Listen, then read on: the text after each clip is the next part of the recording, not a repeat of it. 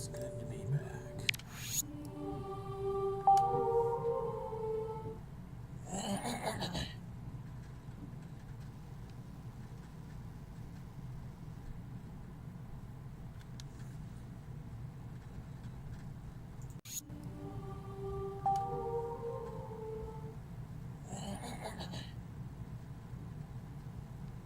Is the game too loud? I don't know.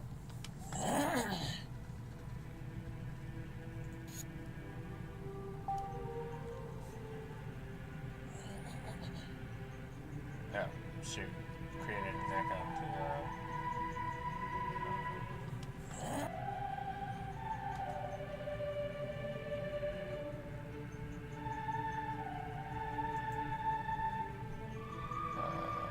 Top audio.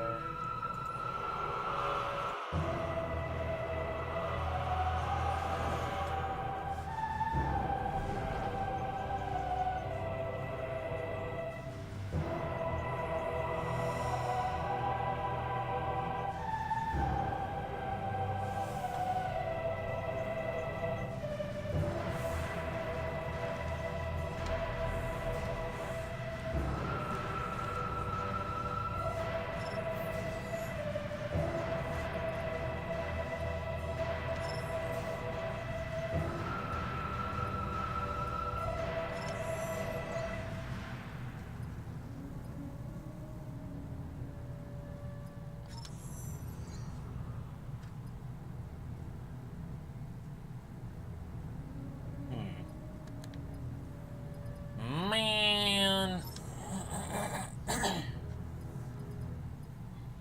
Sorry. I wonder if there's a way you could edit the file or something so you can get the green credits. Because how the green credits work is you have to get friend vouchers and then you have to send them to somebody and they get the green credits. It's kind of like how in Pokemon games there are certain Pokemon that you can only get by trading.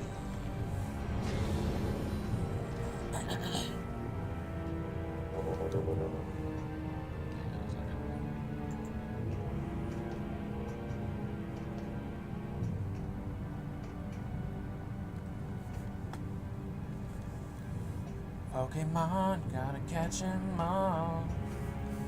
Anyway.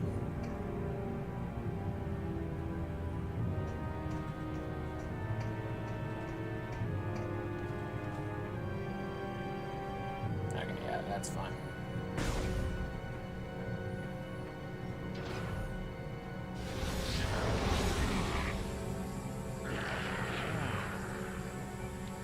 Buddy Boy has entered hyper mode. Creature has entered hyper mode. Normal weapons deal less damage, vulnerable to hyper mode weapons. The game is a little too loud.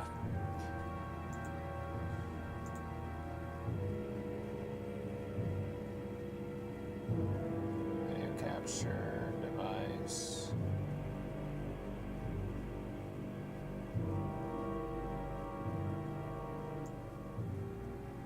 Let's turn that down a bit. Let's try that.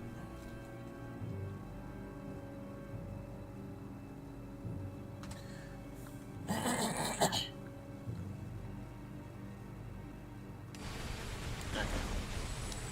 That's good.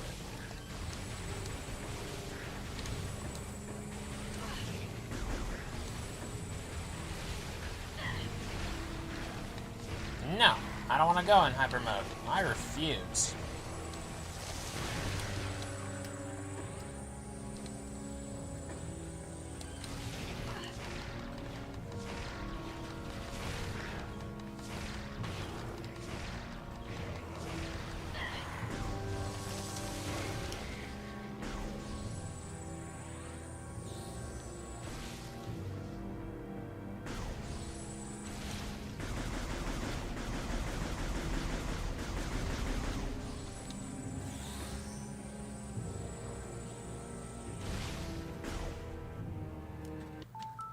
Second, I think the TV.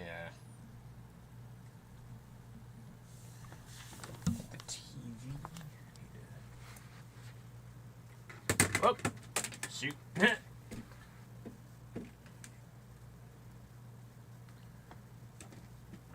sensor bar altogether.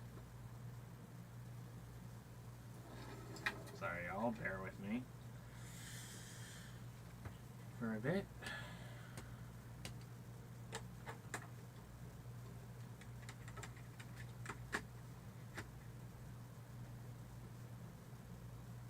Okay. Let's try that. Okay, that's better.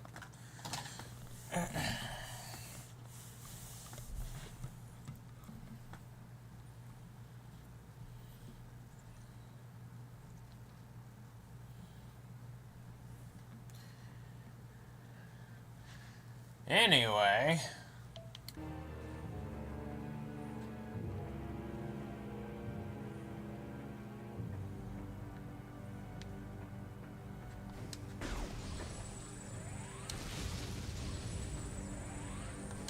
Yeah, I've been on a little bit of a Half-Life 2 train lately. Just because I was, like, kind of getting fever or whatever of, like, getting it all done. Except I had premiered or set the finale. I had set the finale to premiere a certain date, which was this past Monday. Except I forgot I did that, and it was meant to be a temporary scheduling, so I would, you know, reschedule it when it worked best. But it is what it is.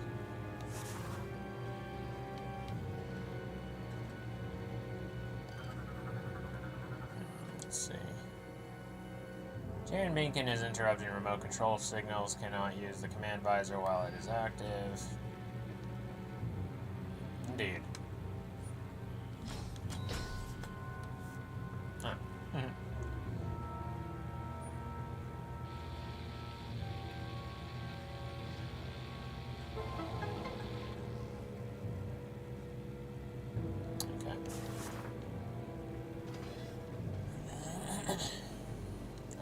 I don't have the boost ball yet. What am I doing? I have been watching this one fellow play through Prime 2 for the first time, which is pretty neat. See, I want to see if I can take out this ship.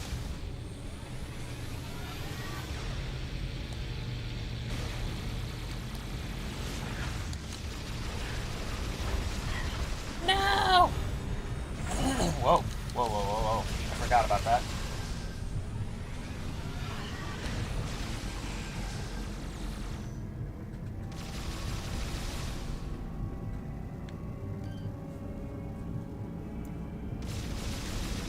Oh, can I not?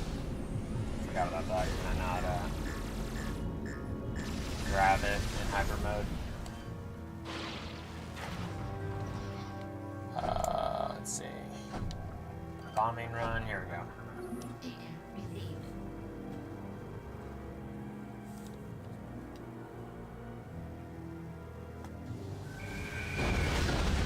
Bluey. Let's get a scan on this fellow real quick. Berserker Knight. Phasite plating can be destroyed by the same phazon attacks it fires. A Berserker Knight's phasite armor must be removed before a unit can be damaged. Only the phazon-based projectile attacks the creature fires can destroy it. The Berserker Knight serves as a shocking example of the lengths the space pirates will go to in their quest for dominance. Heavily mutated by phazon exposure, the unit is nearly mindless, driven by battle lust. Okay.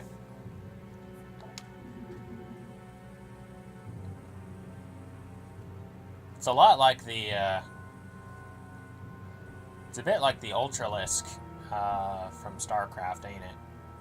A little bit.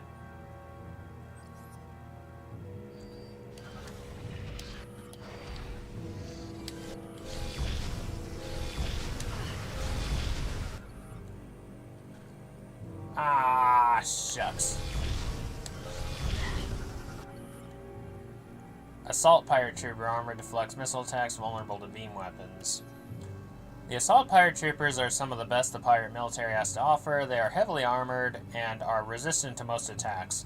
Their unique armor will deflect all missile fire, but is still damaged by beam attacks. Basic armament includes an assault rifle and energy scythe, both powered by Phazon. EMP grenades are often employed against power-armored foes. A new dash jet system provides increased mobility. Alright, is this dude out of hyper mode yet? No.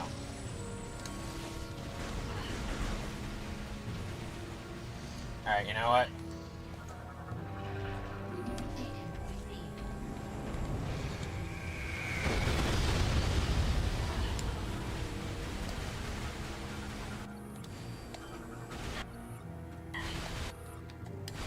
No! Ah! Shoot. I'm actually gonna die. Holy smokes. I gotta go. I gotta get out of here. Ah! Wow! All that to try and get some scans.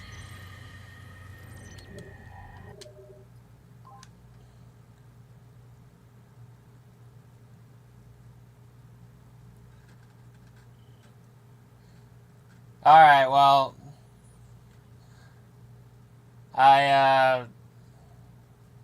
That's kind of a first.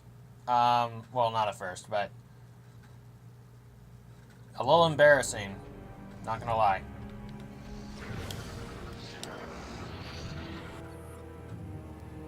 No! Oh, hey! Oh, yeah. Nice.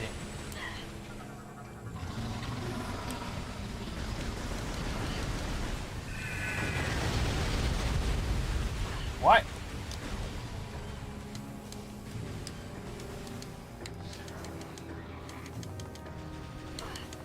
Okay, here we go. There we go. Yeah, that's the first time I've actually died, like, on veteran difficulty in a while. I think I did actually die last episode because I was actually seeing if I could make it to this one missile expansion through the fuel gel without dying. Anyway, Advanced Pirate Trooper, armor resistant to beam attacks, vulnerable to explosive blasts. Advanced Pirate Troopers wear an additional layer of ablative armor. Explosive attacks are recommended to break the armor away. Basic armament includes an assault rifle and energy scythe, both powered by Phazon. EMP grenades are often employed against power-armored foes. A new dash jet system provides increased mobility.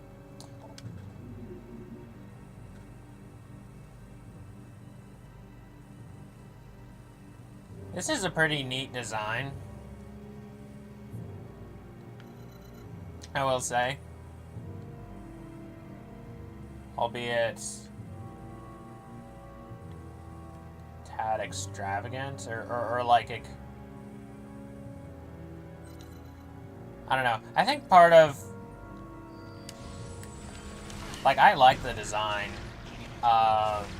and like the design of all the troopers are pretty cool in their own right.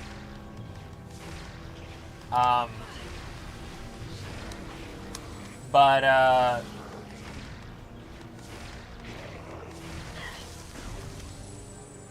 kind of an issue I have, though. I don't know. Like they feel more like a band of mercenaries when all of their when so many of their armor designs are so different, drastically different from each other. Like, that's the only green space pirate design in this game. And then, like, other designs are, like, you know, well, I mean, it's cool, it's just, you know. I was really close to a save point, too, wasn't I? Yeah.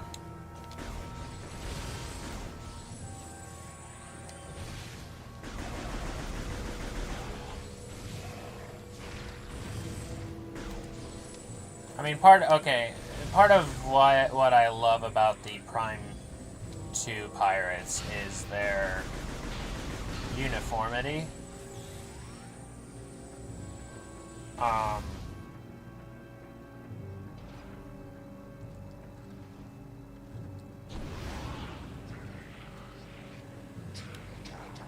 Let's see, are you guys any different?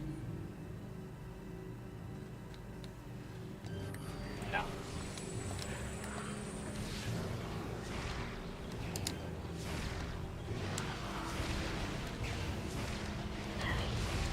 Time to kill. Or tactical.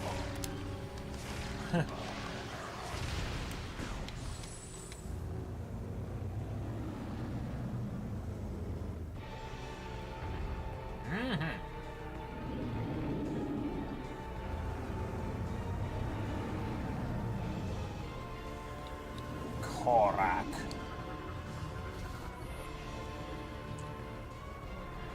Pirate Hussar, rider of the vicious Korak, wields energy lance in combat. Hussars are unusually brave for space pirates, willing to ride the deadly Korak beast into combat. Their phazon energy lances are deadly at any range. Hussars and their mounts have a strange bond. I like that, just the... It's like the only instance really you hear of like an energy lance, kinda. And their mounts have a strange bond. If a Hussar is slain his Korak will fight to avenge his death.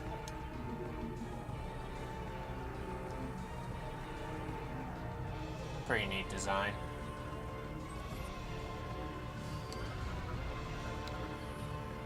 Korak beast. Tongue and mouth are sensitive, belly sometimes vulnerable from the ground. Koraks are prized by the space pirates, who use them as cavalry mounts. Their belly is occasionally vulnerable, but guarded from all sides. Fighting a way to get underneath it and attack would be effective. Nerve endings in the tail can be stressed through grappling, but only when the tail is extended. The interior of a Korak's mouth, as well as the tip of their tongue, contains sensitive nerve clusters. Attacking these points could temporarily incapacitate the creature. They can emit phazon energy through their feet and tongue. The phasite armor they wear will repel most damage.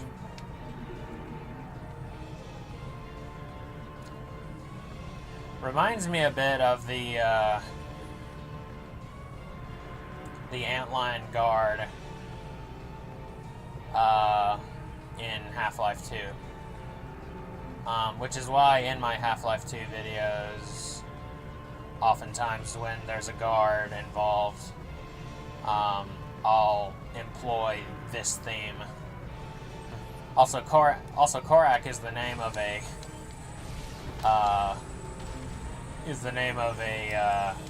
type of bow rock in Bionicle.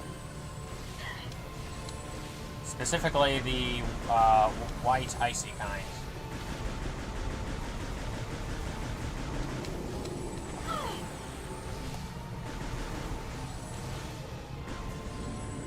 Get wrecked, son.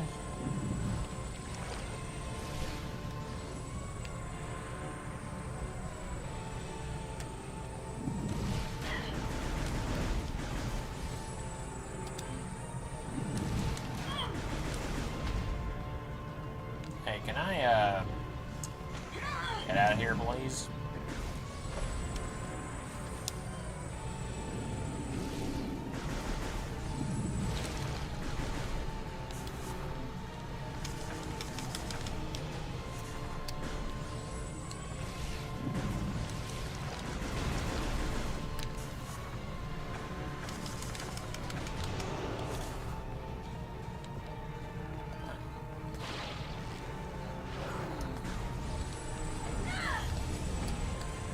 Whoa, what just happened?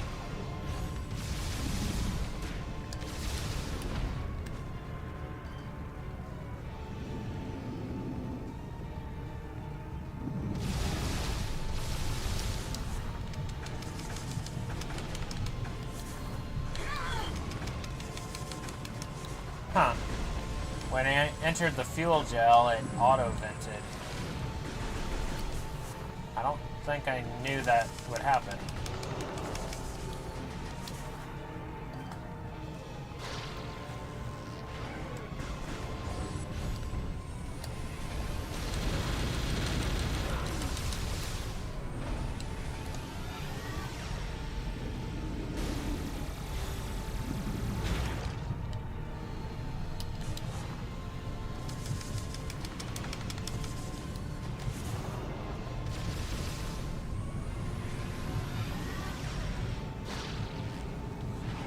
Oh, so I can grapple in hyper mode.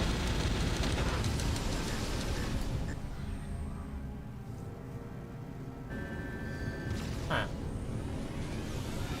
That's a bit odd.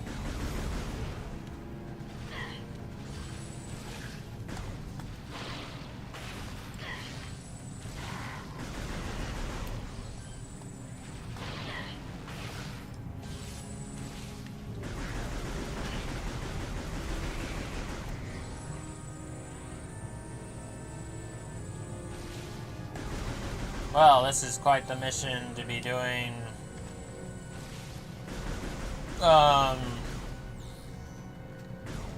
Having not played this in a while.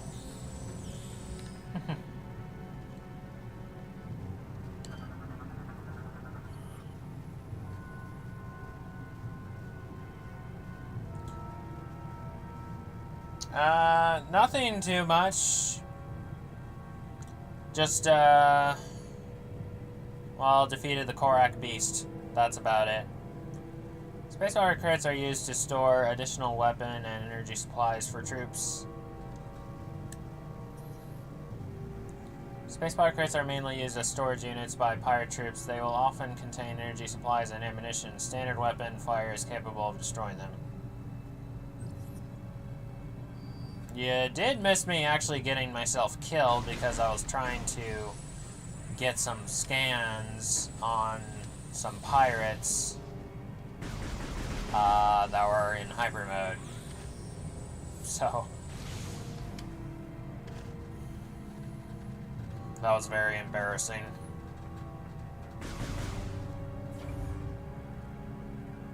Just doing a sweep.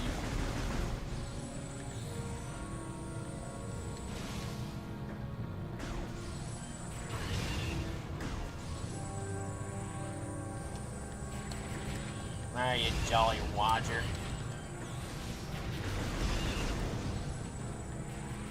They're very crustacean looking, ain't they?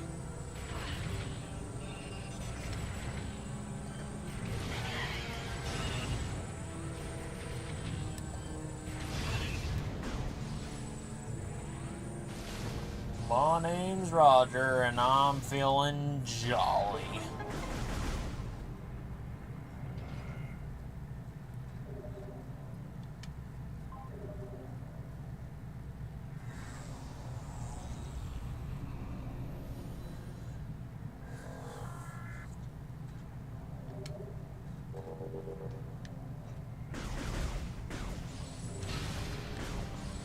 I'm feeling so jolly, in fact, that I just laughed myself to death, and my smiling skull has been placed on a flag.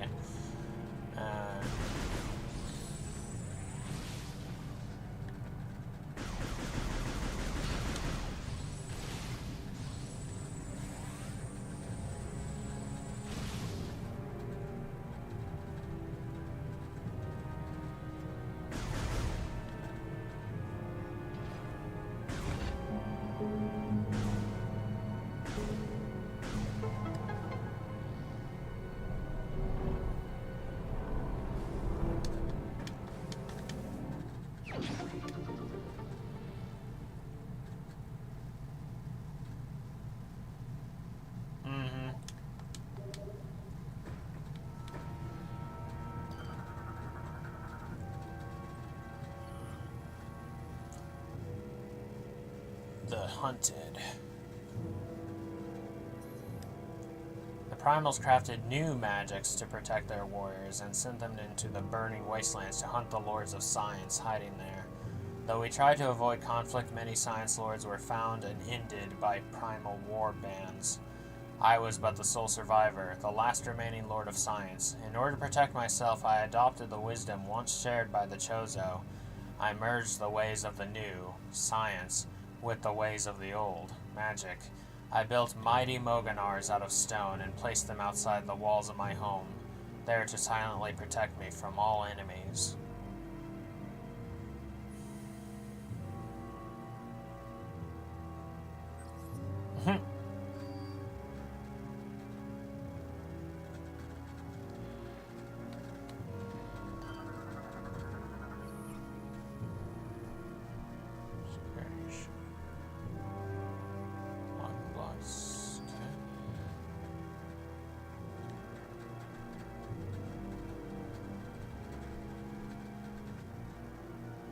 I think you do have to attempt a bombing run in order for these doors to open. Yes. Yes, you do.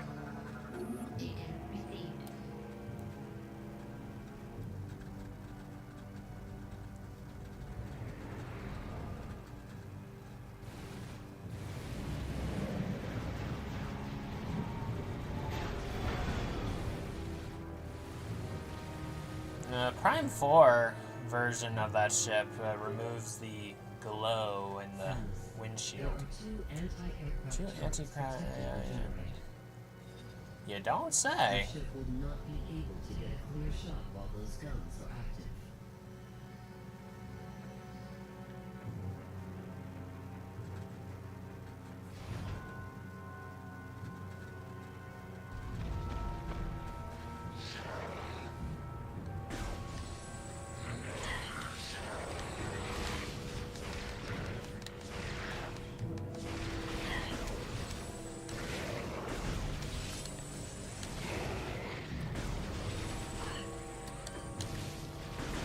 Yeah, so far all of the Brionian lore entries are right where they're supposed to be.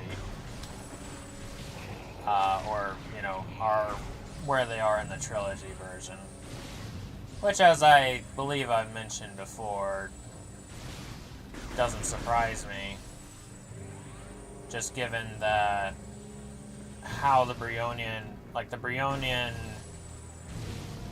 lore entries are not just the generic little device left by the like the data bots or the little database Federation databases or the Space Pirate little log thingy-mabobbers. Each of the Brionian logs is also accompanied and identified by a matching painting. So it's a little harder to, you know, move around.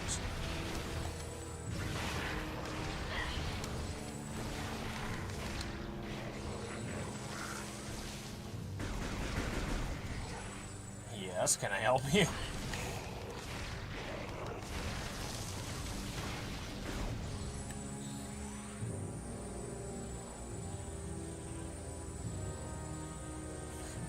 Well, that pirate just kind of fell off, actually.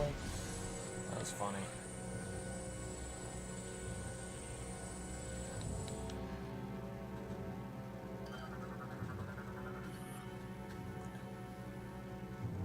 Mechanism: Remorse class turret, Space Pirate defense system susceptible to explosive blasts.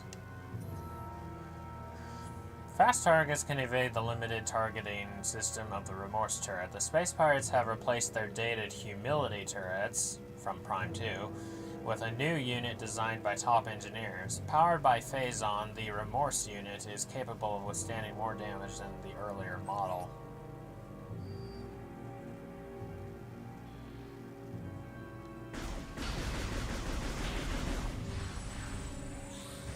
Which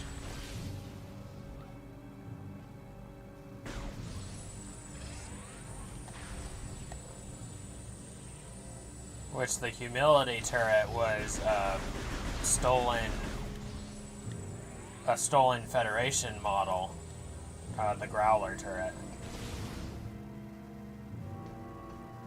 Which I think, if I recall correctly...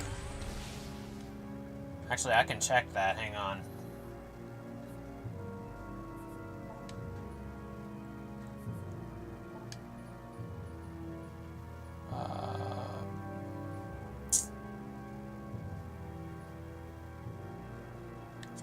It's called the Halberd. Okay. But did I not scan that?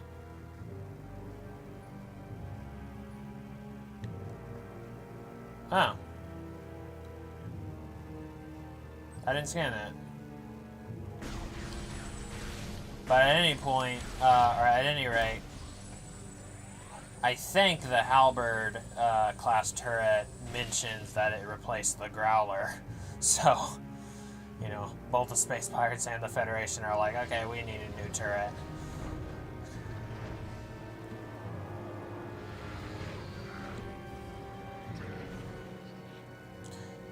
Now, if you're particularly low on energy, or not doing so hot on energy during this part, then this version of the Space Pirate theme is, ow, pretty fitting, I'd say.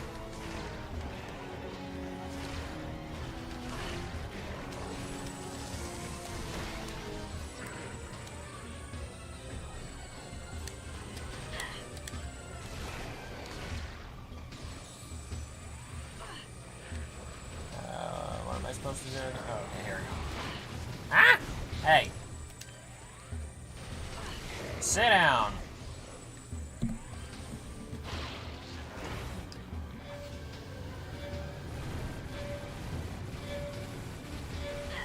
Oh. Shoot.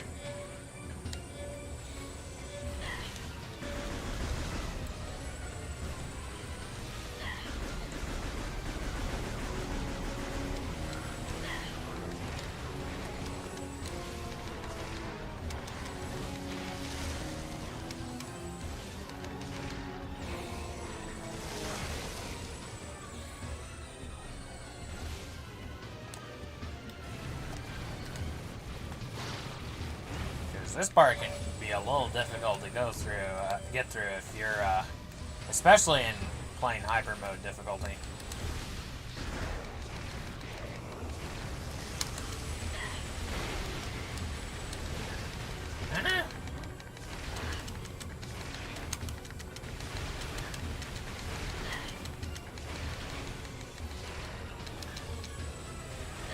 Oh boy. I'm being reckless.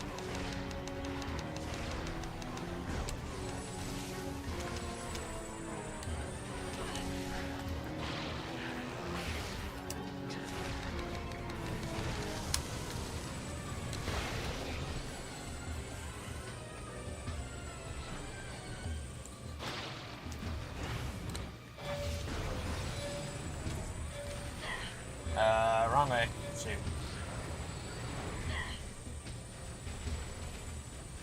Wait. What?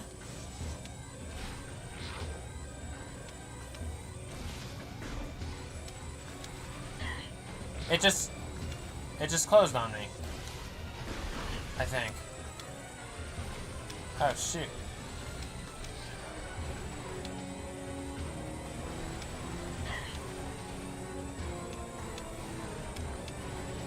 You know what? You'll never take me alive!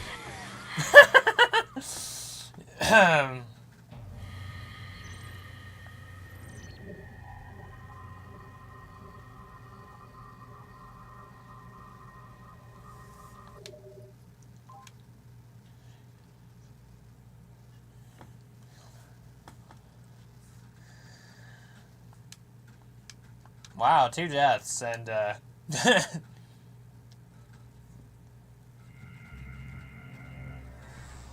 Oh yeah, you're right, I haven't scanned the turret yet. Or anti-air, yeah.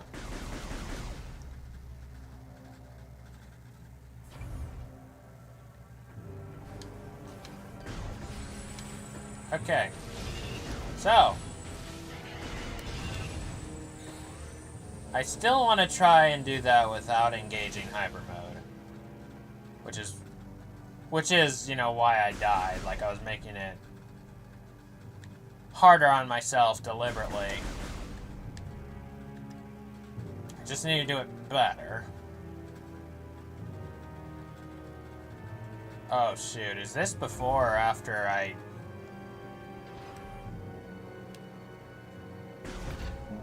Oh, no, it's not. Okay.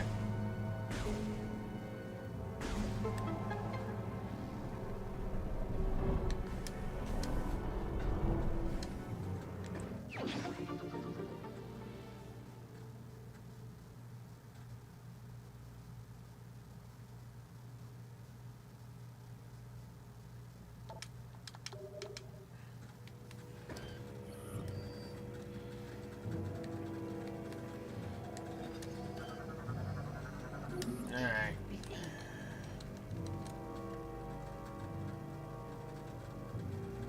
Yeah.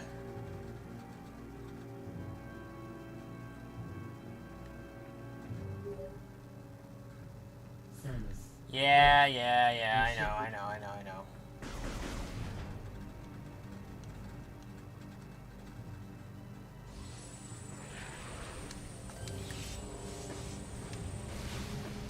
Deuces!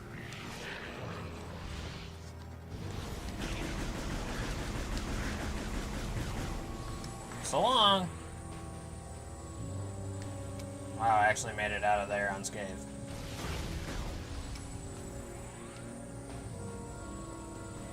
Oh.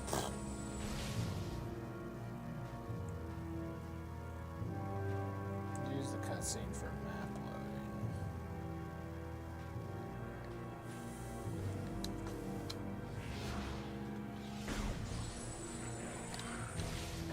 What do you mean, like getting a new map?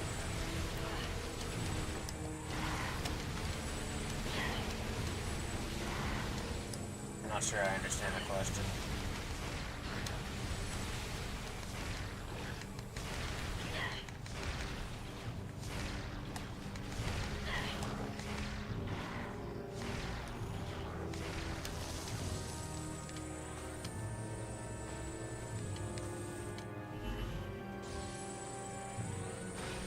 Oh, I thought you were done for. Well, now you're done for.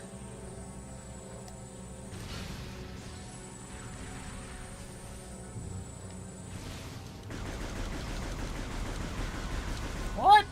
That didn't take you out?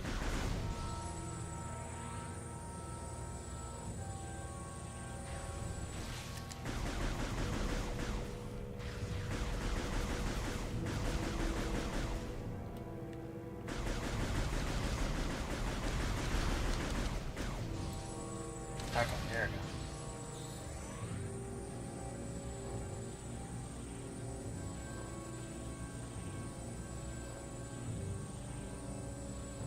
Oh. I don't know, I guess, maybe. Oh, hey, it's raining.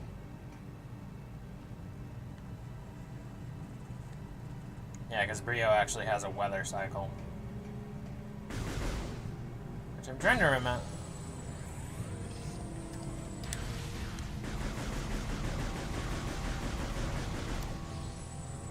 I think I mentioned Brio is the only planet, really, that has a weather cycle in Metroid.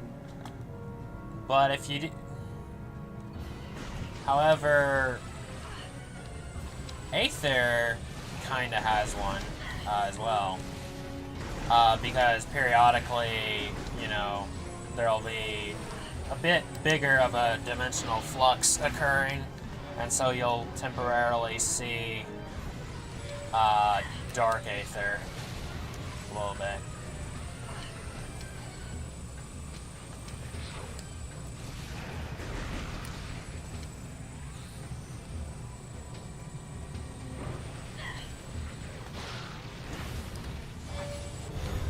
Oh, whoa. Darn you. It's like I wanted to stay out of hyper mode for this, but the game was like, no, no, you're going in hyper mode, pal, whether you like it or not.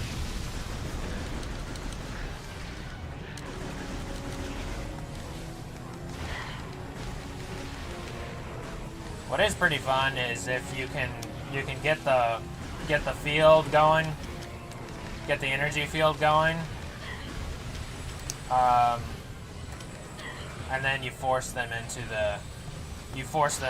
it by hitting them with the whoa, gosh darn it, whoa, that's not a good time for the blackout game. Or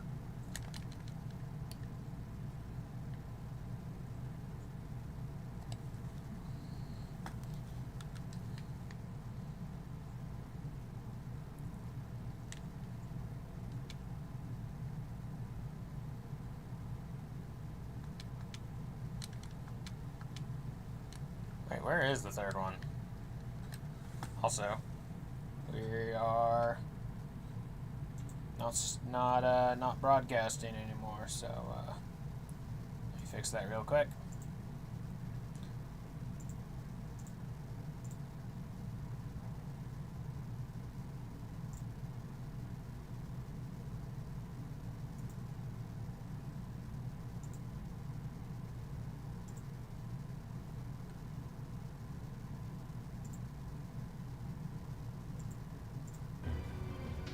Okay, there we go. Sorry about that. I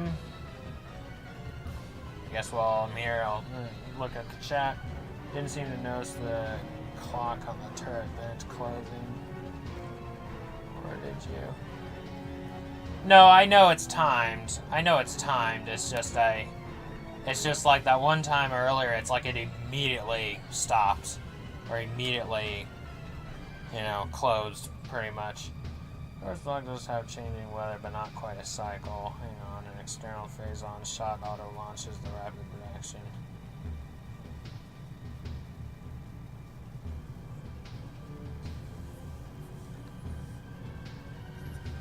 Oh yeah, these are Dark Samus's pirates, for sure.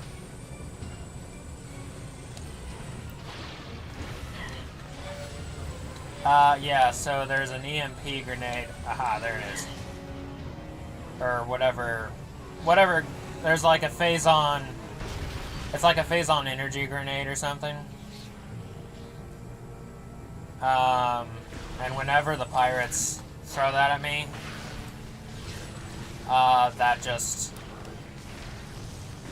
that like immediately throws me into hyper mode and puts me at overcharge.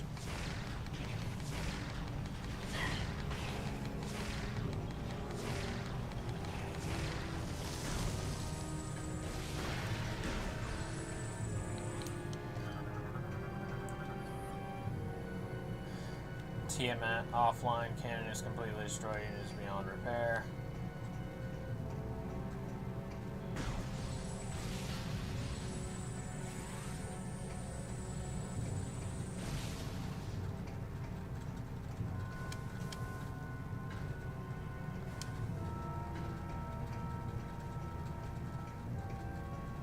With some irony, I should have less difficulty with the next turret. Not that one, but you know what?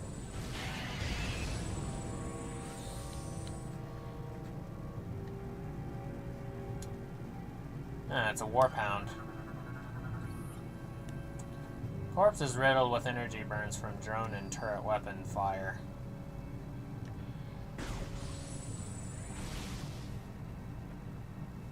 This is like a little... There's a little callback to the little energy tube thingies in Turian. That like you shoot at it and they shrink over time.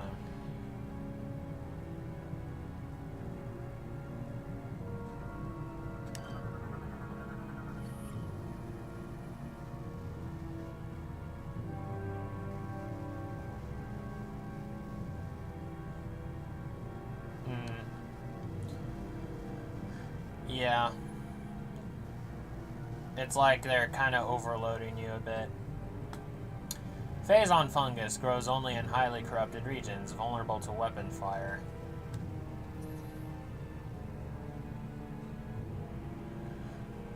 It's always fungus, you know, or some kind of fungi, typically anyway, if it's not like a parasite or anything else. You know, the old cordyceps trope. The soft bodies of Phazon fungus are easily damaged by weapon fire. These organisms are commonly found in areas that are highly concentrated with Phazon. The growths can be highly destructive and will feed on any organic matter. As the fungus grows, it corrupts the surrounding area further and will continue to spread out. Oh, howdy, neighbor.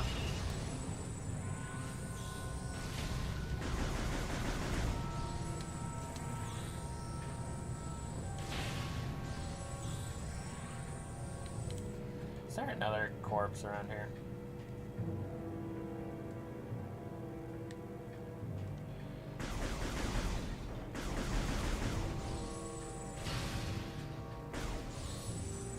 In Dark Aether, you overload Dark Samus with Phazon.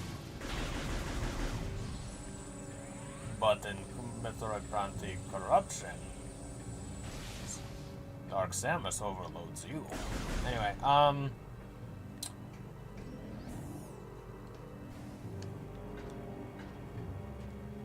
yeah, we'll work on it. Hey, it's my butterfly friends.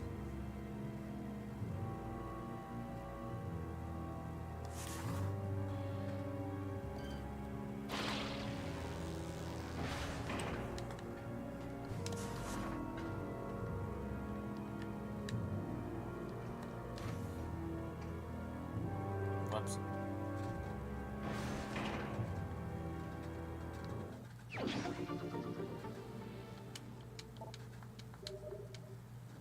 Ship missile expansion. Yeah, baby.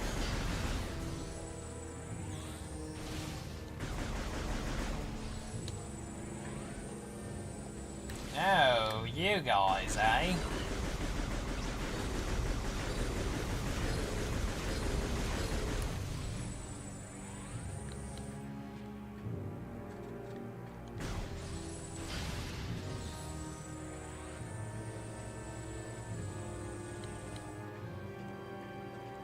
That's what I thought. Subject appears to have been cornered and shot by 6 different attackers.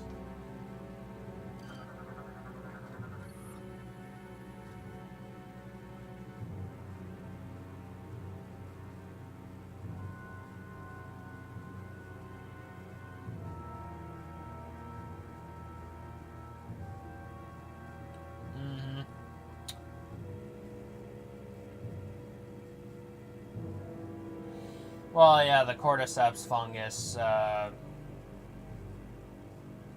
which is actually a cordyceps, or which is actually a fungus that, like, takes over, like, bugs' minds and stuff, and, like actually takes over them and then grows out of them and stuff.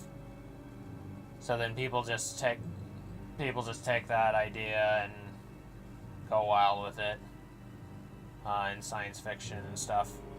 Like in The Last of Us, the thing that actually corrupts or like turns people into zombies is like a mutated cordyceps fungus or something, if I recall correctly. Pirate proximity mine explodes when approached. Detonate from a safe distance.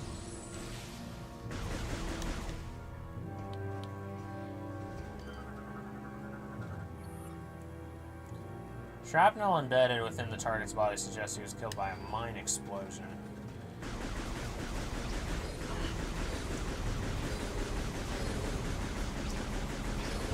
Identifies it as a key. Just an interesting detail.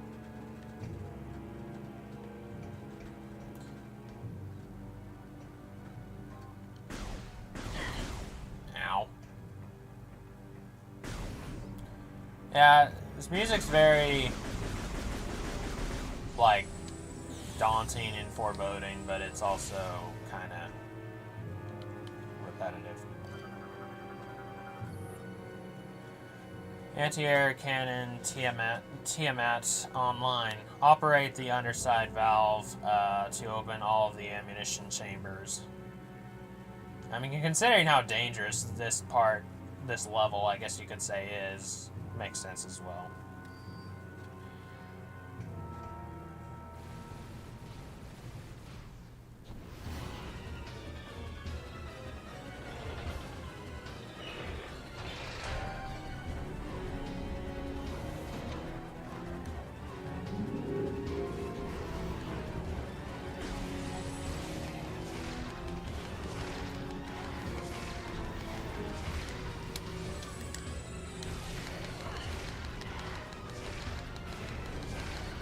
Alright. Let's get this show on the road.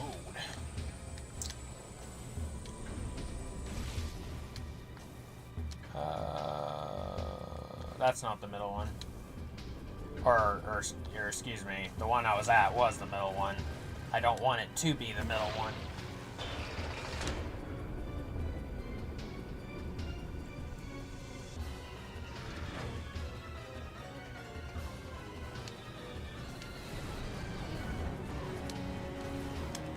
Hey! Hey, hey, hey, hey. Knock it off. Nope, don't even think about it. Yeah. This one is a bit more annoying if you don't know what to do, or you don't know what to do, how to do it well. But once you know what to do, it's a lot easier than the other one.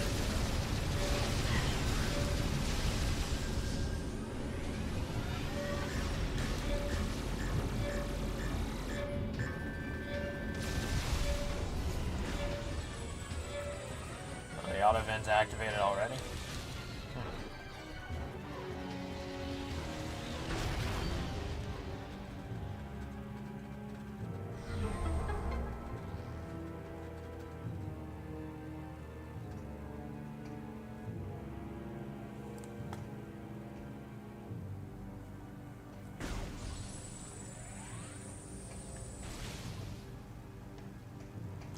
Here's a force field that never gets shut off.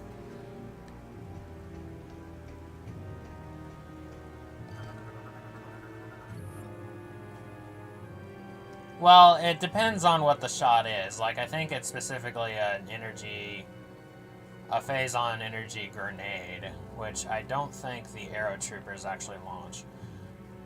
Now, they shoot projectiles, but, you know, that's different. Energy generator can power large devices. This unit may be moved to a new location.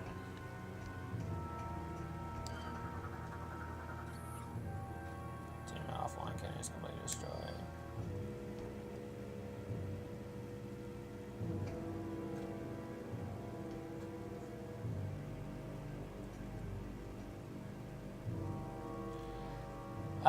No, those are fuel gel cells, which is not only what is powering that thing, but, you know, once you destroy those things, or you give them enough punishment, they will curse-plode. So, you know. Something makes it go erratic and then go boom. You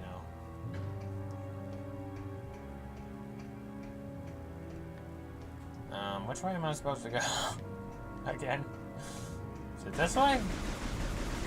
Yes. Yes.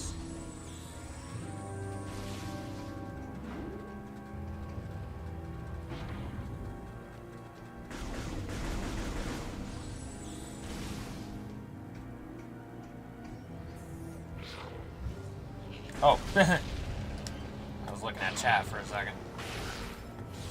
You almost got me killed.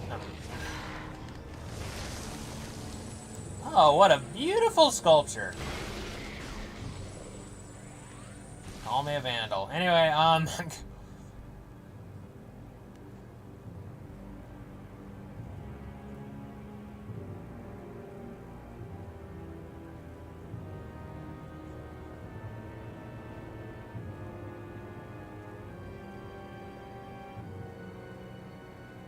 well, yeah, it's hot ammo.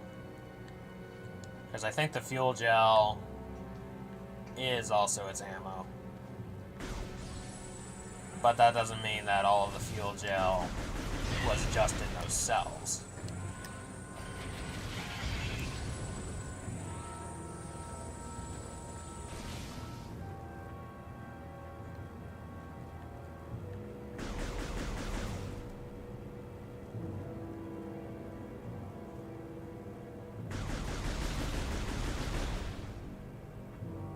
So it's like, you know, like the fuel gels, like, kind of goes in that hose, like the hose or whatever, and now, like, you detonate the fuel gel in the cells, and then that causes a chain reaction that goes through the pipes or whatever, and then the cannon and all that good stuff.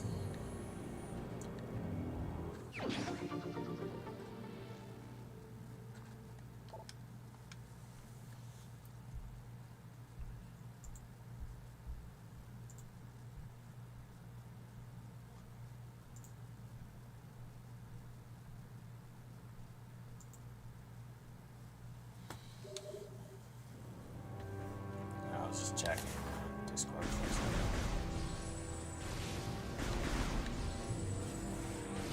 Okay. Nothing personal. I just don't like you.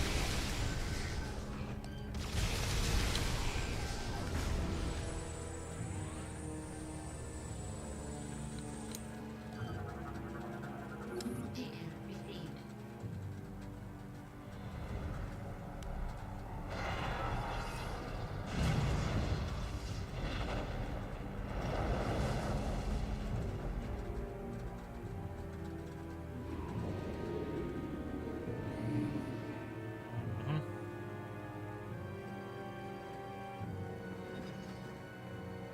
Okay. One down, two to go. Or, excuse me, one down, one to go.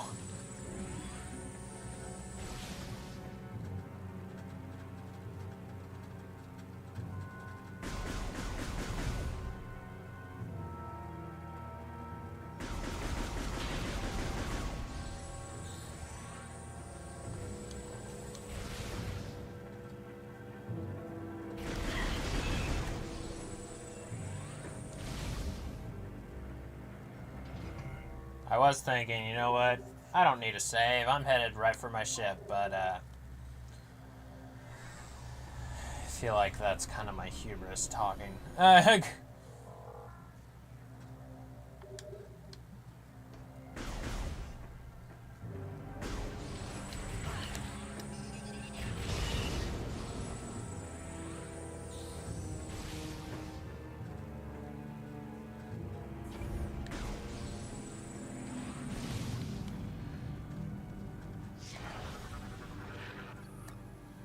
Crashed vessel appears to have been caught in the explosion from the shield generator.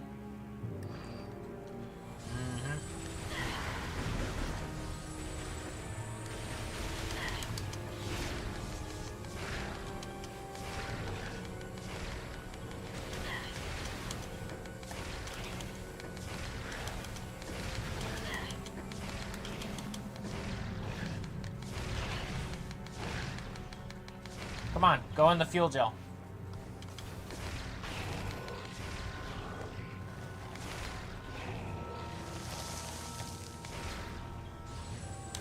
Or not.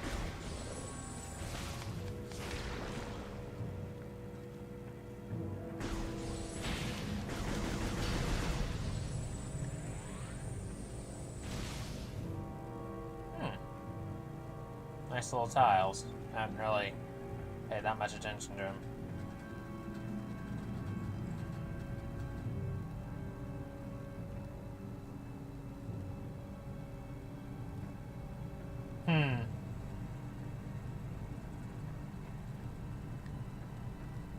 So detonation requires a shockwave of some sort. Gotcha.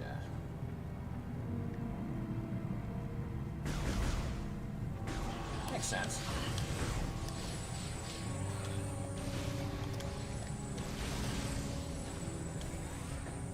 Come to think of it, I never really have thought of using the word detonate to refer to something like just setting something on fire. Now I know why. Wait. I'm gonna try and destroy it. Yes!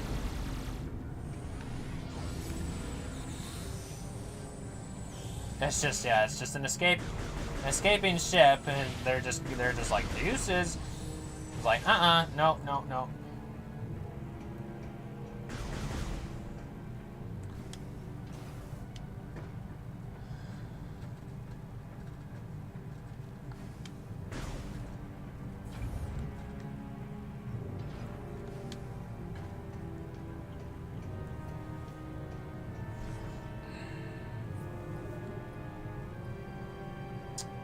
Save and enter ship. I have also been told that the part of gasoline that is actually flammable is the fumes, not the liquid. Is that true?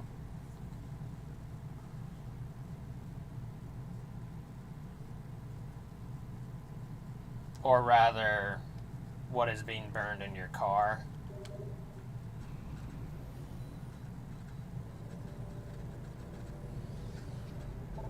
Yeah, I think that's what it meant, because, yeah, gasoline is flammable, but I think what's actually burning in your car is the fumes. I don't remember.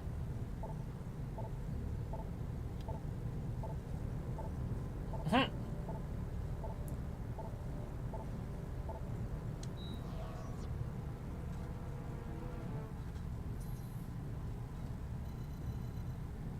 let's go back to the fire air dock.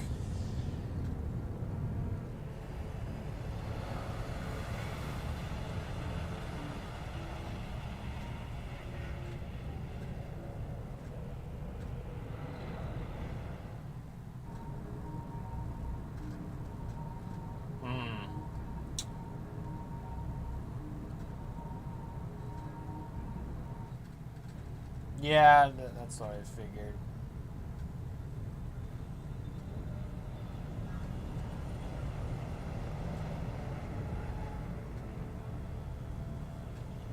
Let's go back to Saudi Arabia. I mean, Brio. Just a little oil joke. And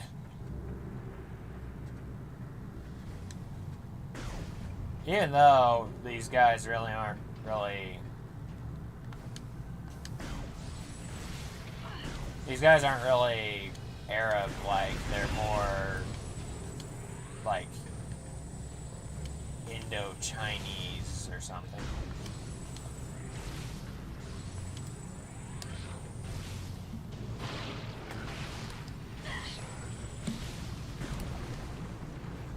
Say goodbye.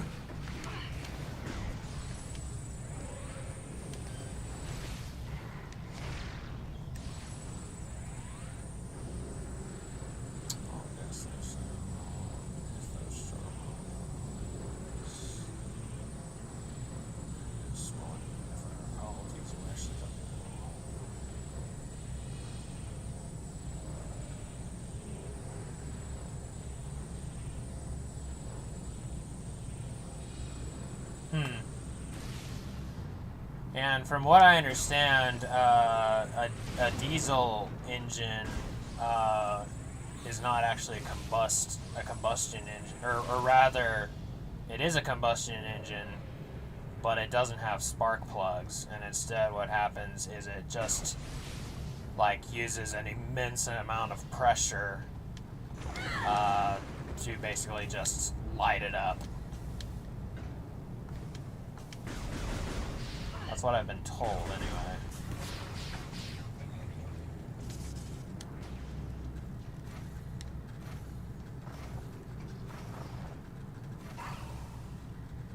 Whee! Or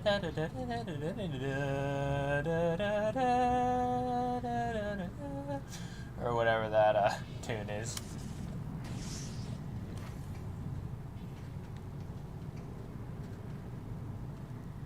Oh, wrong way.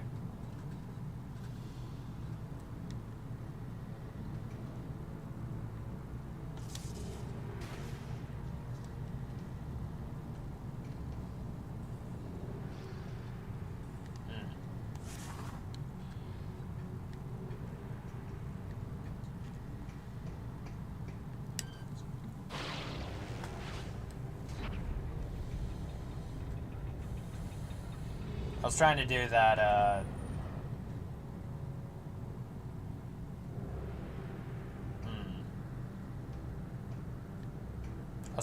was trying to do that one meme tune of like how people use of like a cat flying or like going off in a balloon or something or you know.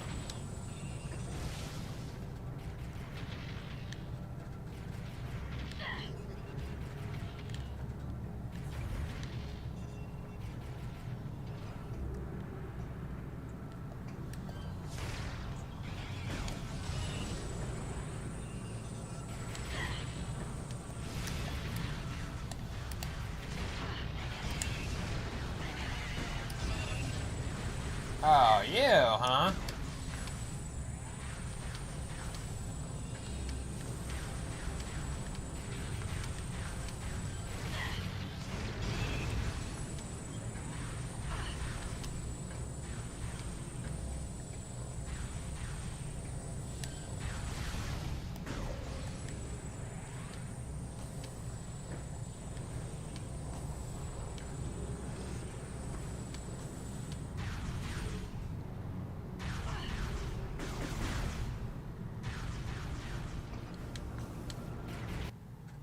Uh-oh. Help.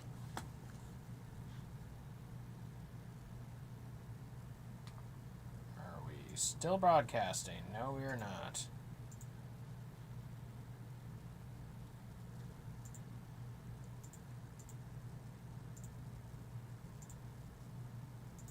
I hope I didn't actually land in the fuel gel. No, I'm good. I'm good. Well, I haven't...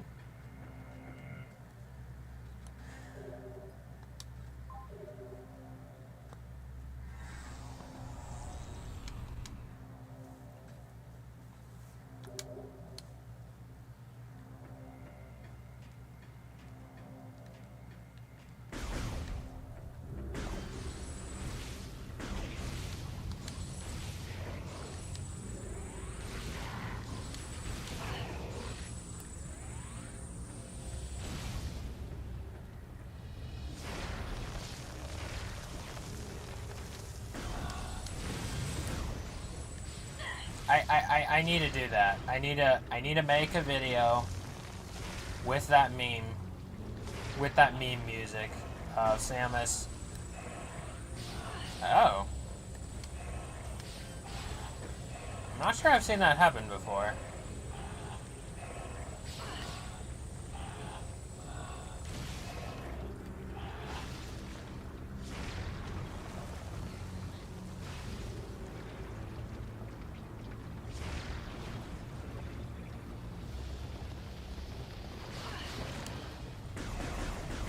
Doesn't appear to be getting damaged.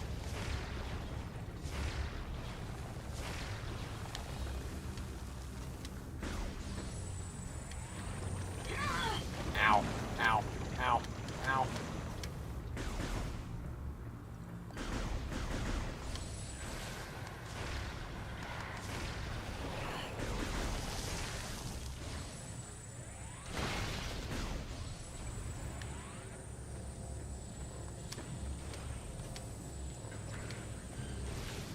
Ah, yes. So they're trying to make a second turret.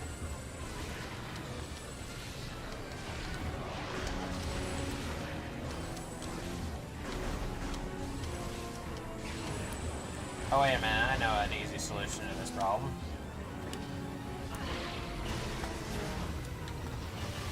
Oop. Now those sticky grenade things, those might actually throw me into hyper mode, but I don't remember.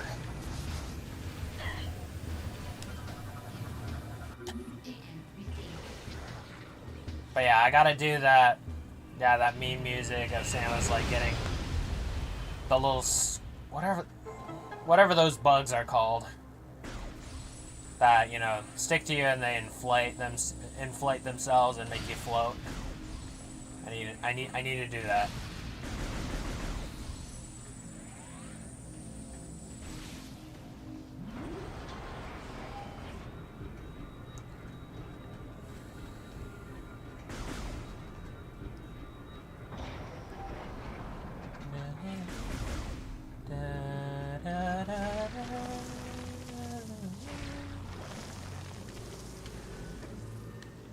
Ah!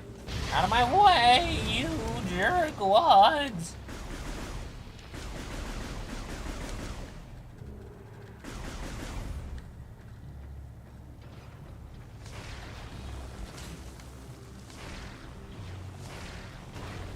Oh.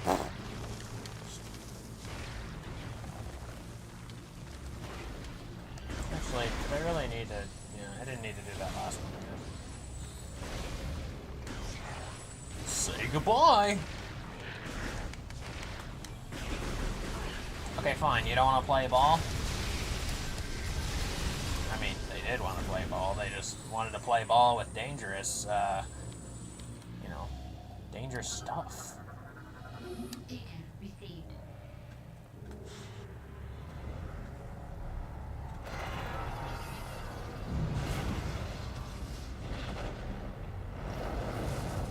So it's like with hyper mode,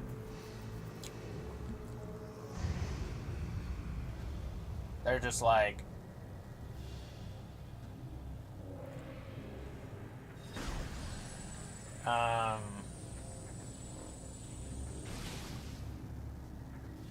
okay, so in the first two games, the first two Prime games, you have the three different The beams. destruction of the generators has Destruction- disabled the Leviathan shield. I forget these are narrated The seed or is voiced. now exposed. Mm-hmm. You must fly there and find a way to destroy it. Really? I had no idea.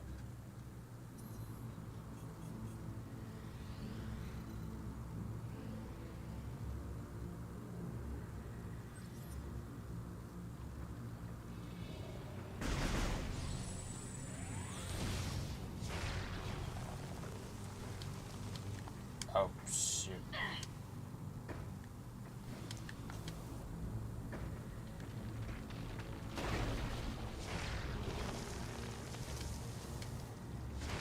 So it's like in the first two primes, you're,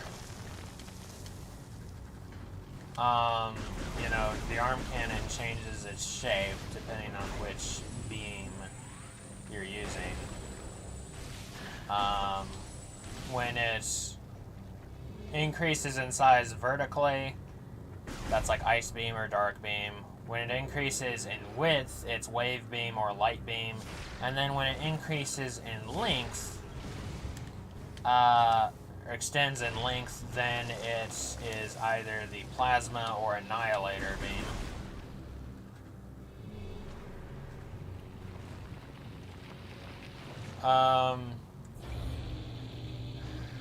Yeah. Yeah, they are. Like, I was just in a room with them not that long ago.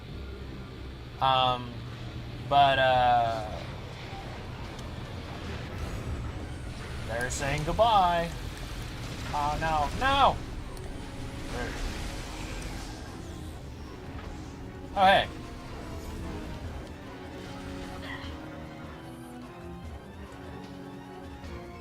But in this game, they're like, okay, well, what if we did that, except for hyper mode, it's all of them at the same time. And it's like, huh, buddy. Advanced Shield Trooper. Battle Shield deflects attacks, but can be pulled with Grapple Beam. Advanced shield troopers wear an extra layer of a blade of armor. It is susceptible to explosive attacks and tunes the wield portable battle shield while the shield burns. Yeah.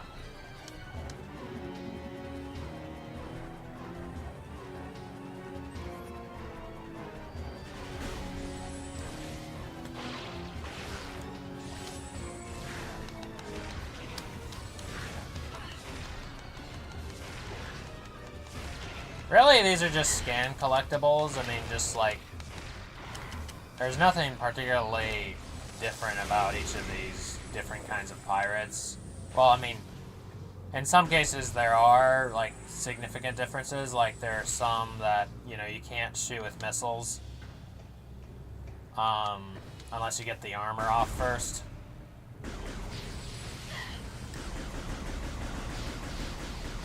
But it's just like menial differences. Like, oh, this one's an advanced pirate trooper. Oh, this one's an advanced pirate trooper, except it's got a shield. And then there's this one's an advanced pirate trooper, but it's an arrow trooper as well. You know, it's like, okay, you know, I get it. I mean, I'm not like particularly annoyed about it. It's just like, you know, you're going through the game and you're like,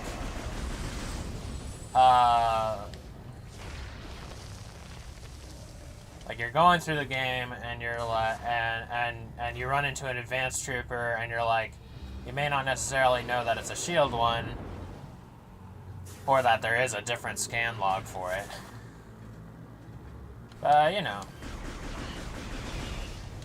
I don't know, I guess it gets just a little repetitive, but it is what it is. Like, okay. Like, they could have done something like, you know, some, like, advanced pirate trooper, like, some are equipped with the shield or whatever, but, and then, you know, just combine those two things together.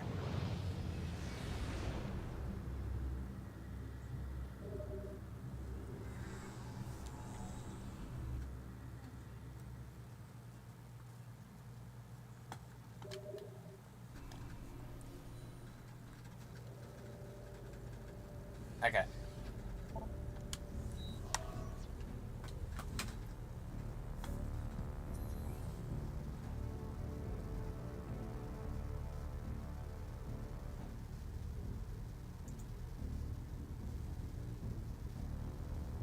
At any rate, just hit the restroom real quick and I'll be right back.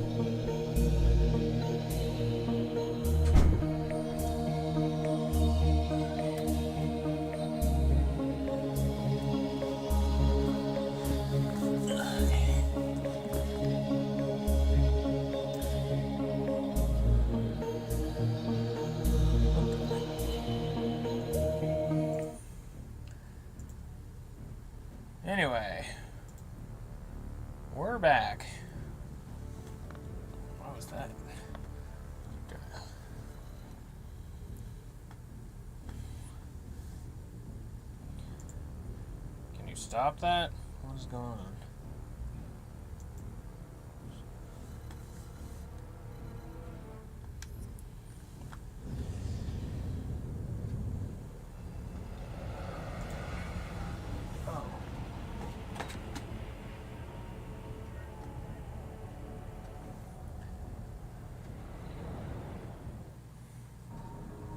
Oh, I didn't know it could do that. Okay. Sorry, so something was like my extended keyboard. One of its buttons was being pressed, and I didn't realize that. But the print screen / system requirement? I don't know. Or whatever it is. That button was being pressed, and so this like capture screen thingamabobber kept appearing, and I'm like, hey, cut it out.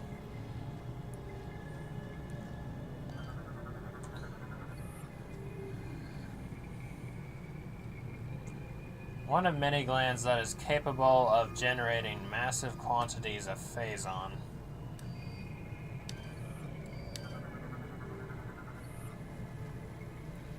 Parasitic fungus relies on the seed for sustenance. It is saturated with phazon, but not yet harmful.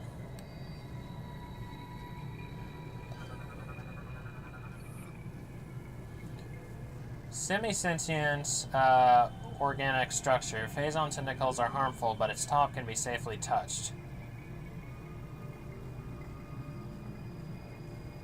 It was at least on this keyboard. It's the button. It's a button right next to scroll lock.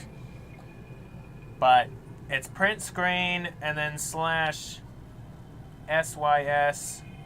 capital R lowercase q, which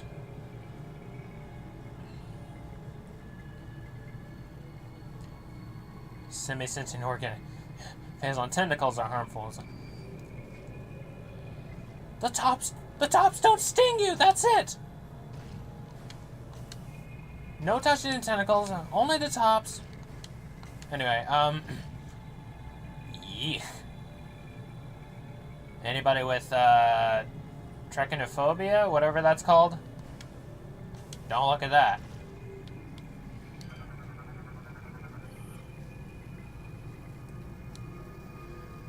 Door has low-level energy shield. Any weapon fire can disrupt the shield and open the door. Leviathan doors function in the same way normal doors do. Shooting the energy shield will cause the bone plates to retract and allow you to walk through. I like that. Just like, okay, that explains what the doors are. It's like they're actual like bone plates, but it's just like, oh great, now even the saliva is phazon. The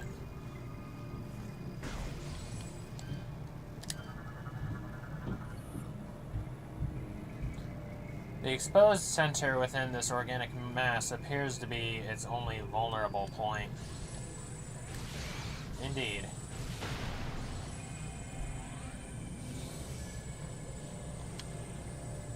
I mean, kinda.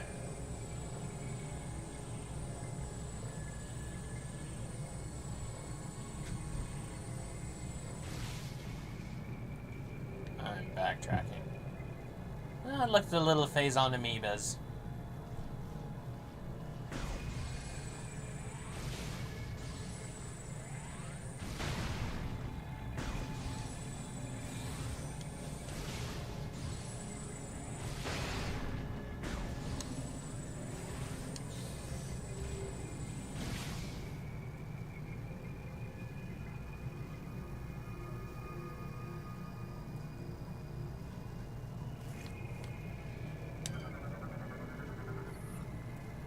Ancient Reptilicus war golem appears to be receiving energy from the core of the seed. Large amounts of concentrated phazon are pouring out from the seed's core and onto the golem.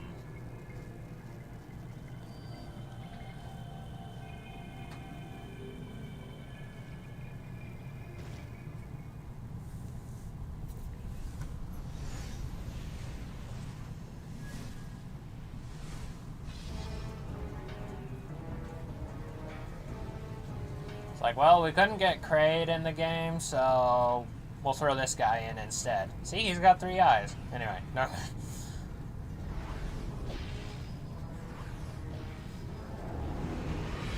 I mean, this is a pretty cool boss, but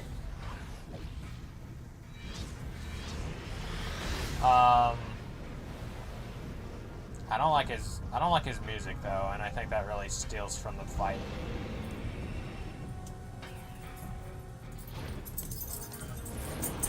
Oh boy.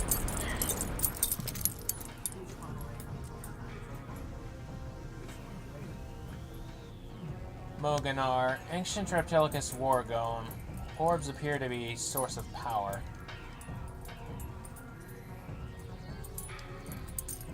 Hang on a second.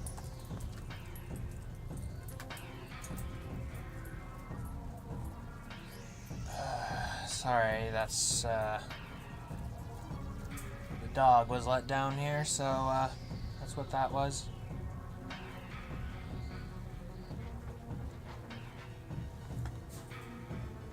Corrupted War Golem, reanimated and energized with Phazon, relies on socketed energy orbs as a source of power. The orbs themselves have a fragile exterior, but contain pure Phazon energy within. This energy must be completely overloaded before it will be destroyed. Eliminating all power sources is the only way to bring Moganar offline. So while they're making X-Parasite gummies, what they should do as well is like do like these gobstopper sort of thingy-mabobbers that, like, I don't know, have caffeine or something. Because this guy just loves candy, you know, and just has these great big candy balls. Okay, here we go.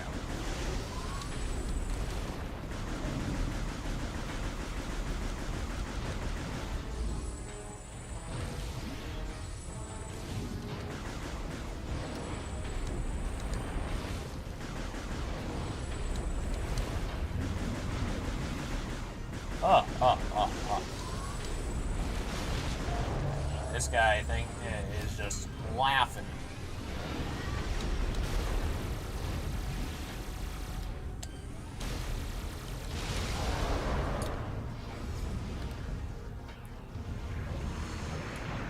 Maybe he needs to tell you something. I don't got no belly button.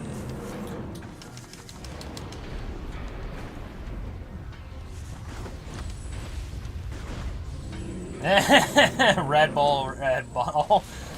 Yeah, something like that.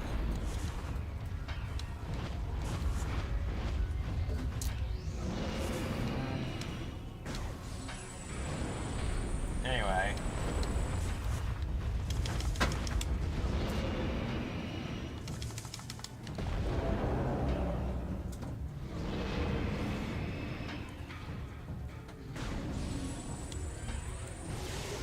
But changing up your shoulders. Maybe you should invest in some Chozo shoulders, you know? They'll do you just fine. You don't have to rotate them every 3,000 miles or whatever.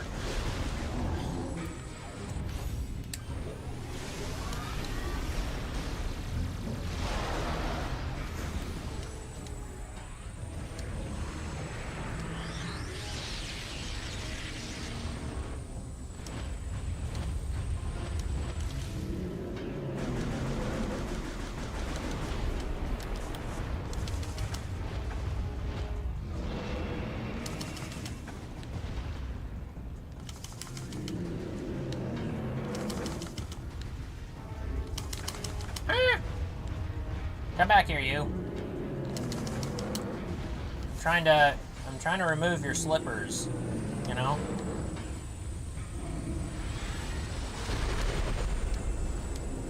Trying to free you from bound feet or whatever.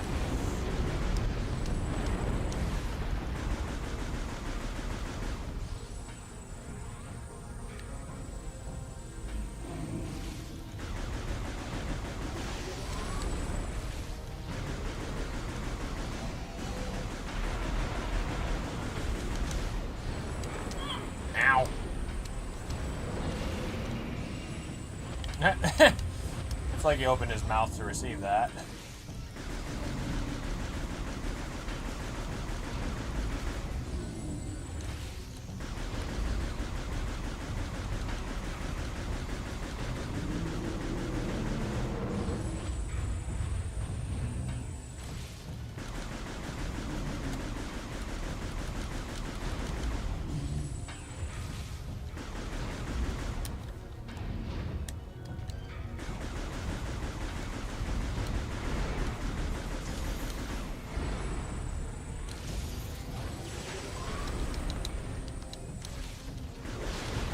Magic.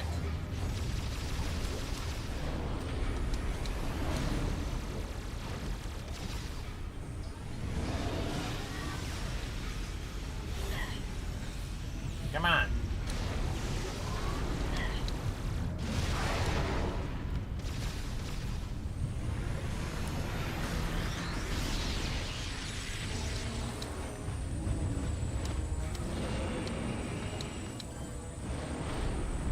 Oh, right.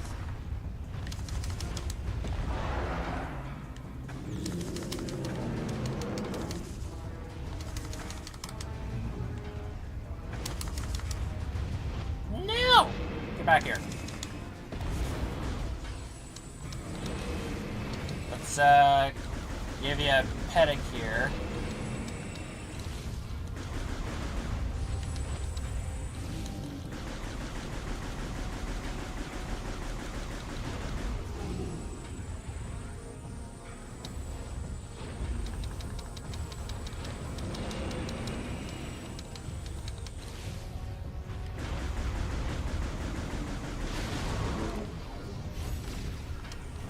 Finish him.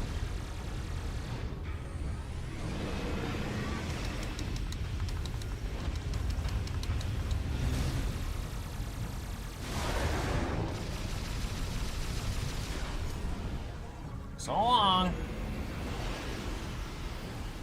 Big ol' hippo boy.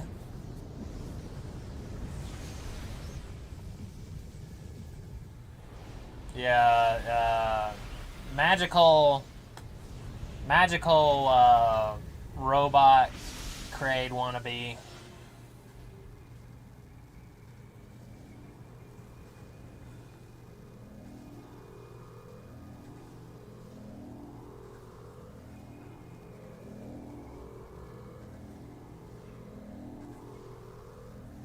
Gee, Sammy, you're not looking too good. Yeah, that would be why.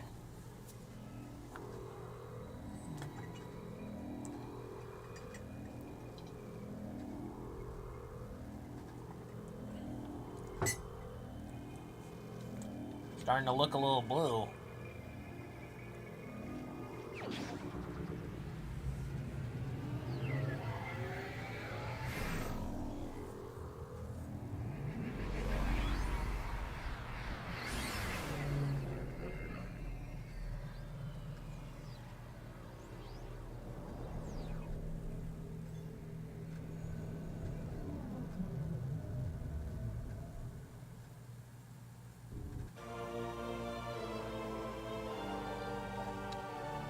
Hyperball.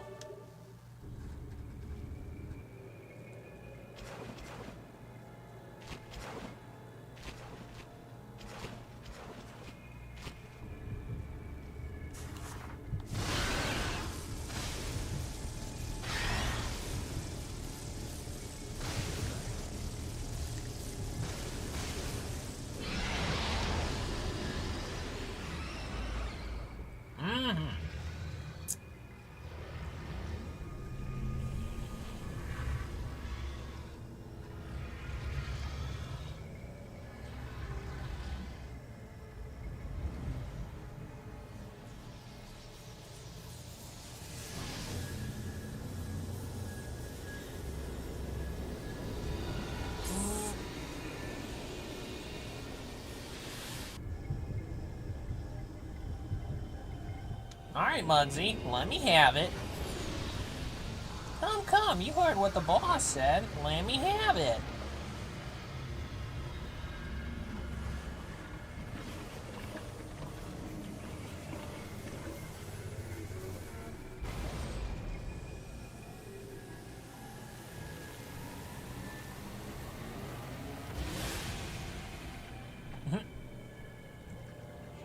Just walk away. Yeah, just walk away.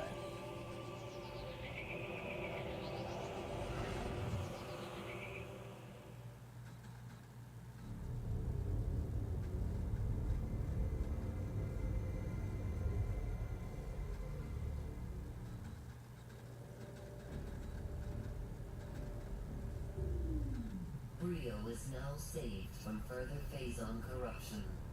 Thank you, Samus. Your next objective will be Elysia. Though Gore is stationed there, the Leviathan's phase-on contamination is still spreading. The impact point is hidden deep within the storm clouds of this planet. You will not be able to reach its location.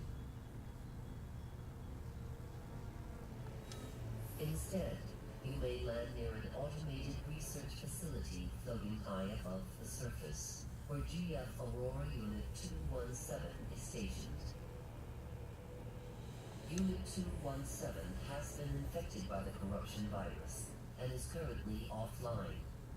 I have uploaded a program to your suit that will purge any traces of corruption in the AU and restore its function. Once Unit 217 has been restored, it will help us find a way to destroy the Leviathan. We are concerned about Gore ever since he lost contact with us. We hope he is safe. Whoops. Good luck, Samus.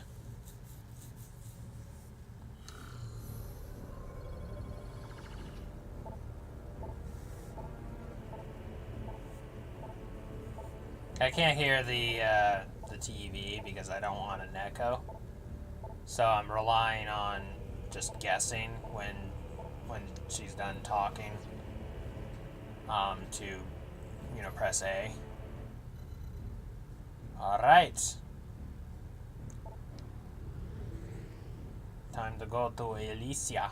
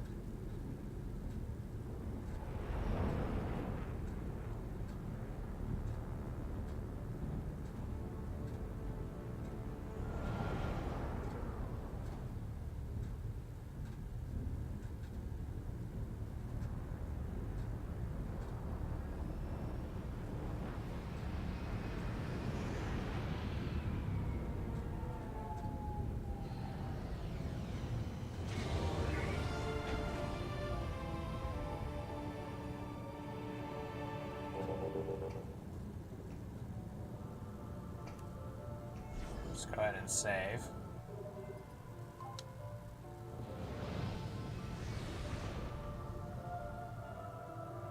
I could go for a little bit longer. Besides, it's been a while since I've done some Prime 3.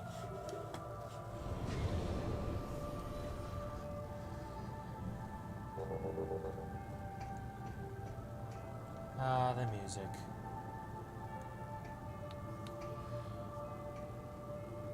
You can see the vein on my face.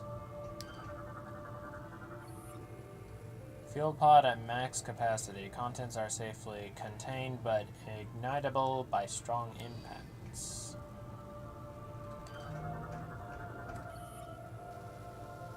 Heavy Skytown storage units have plating that can only be damaged by heavy weapon fire.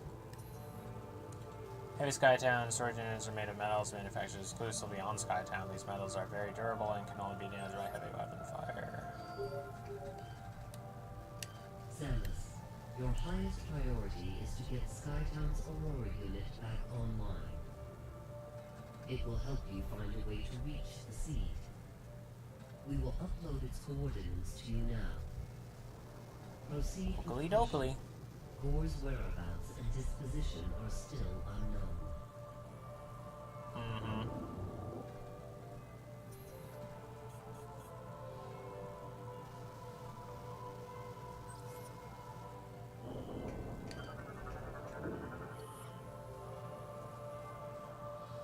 Skytown storage units contain ammunition, vulnerable to all weapon fire.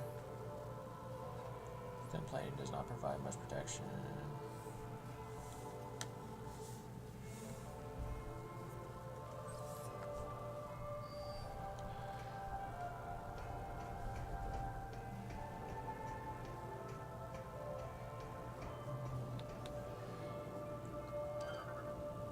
Huh?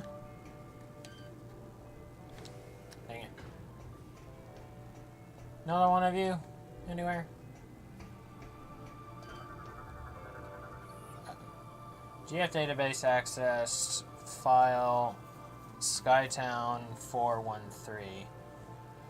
Chozo bust represents Okwa, a key architect in Skytown's creation.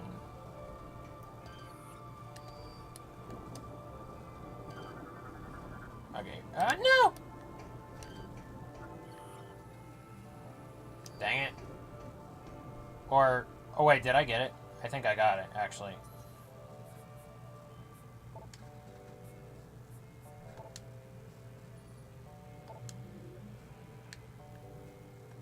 Yep, got it. Yeah.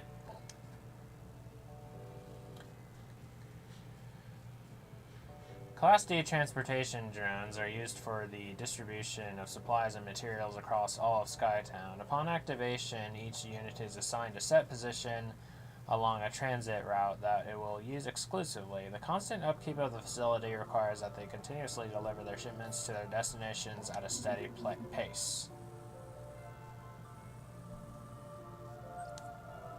Indeed.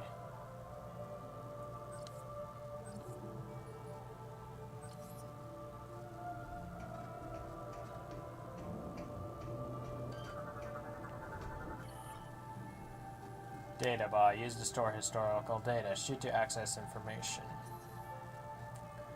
Databots were designed by the Elysians as a means to record and pass on historical data. They patrol along their set area until disrupted, and then project a holographic data file.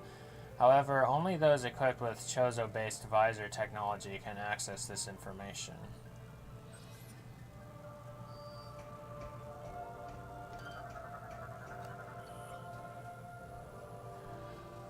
Aerial repair drone, automated maintenance bot, initial activation 132.8 years ago.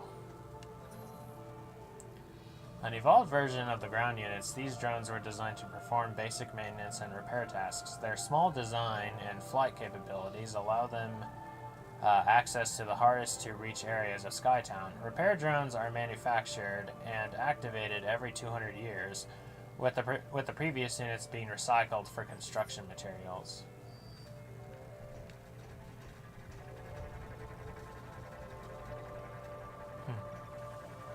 Little tinkerers.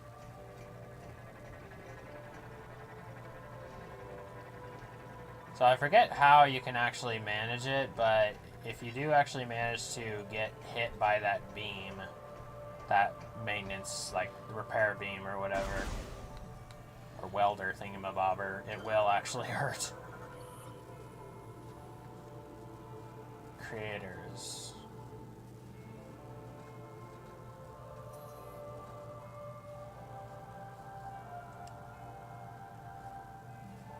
I seem faint. Huh. I am a little tired. I didn't get that much sleep, but... I am Elysian, descendant of both the Chozo and the First.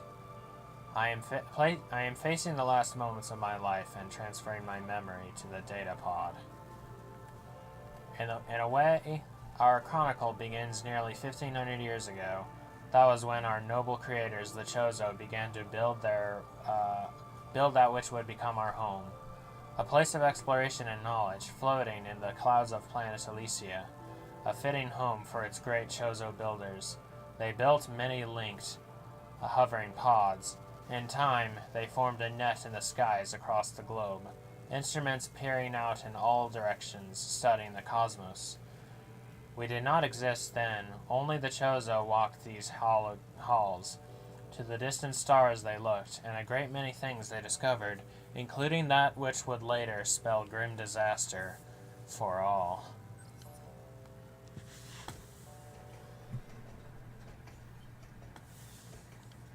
turned my mic down a bit because of the crackling hiss.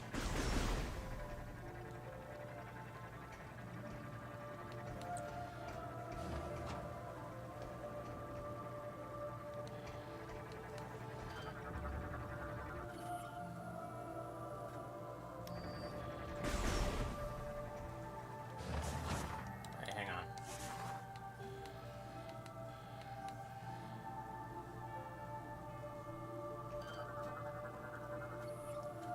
Shows the elder statue appears stuck. Its arm is outstretched as if to accept an offering.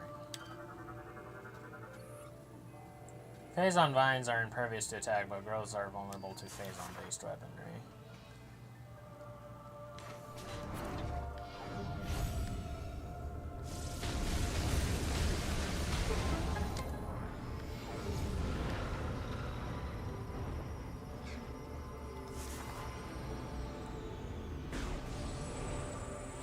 That's like the same kind of Chozo statue you see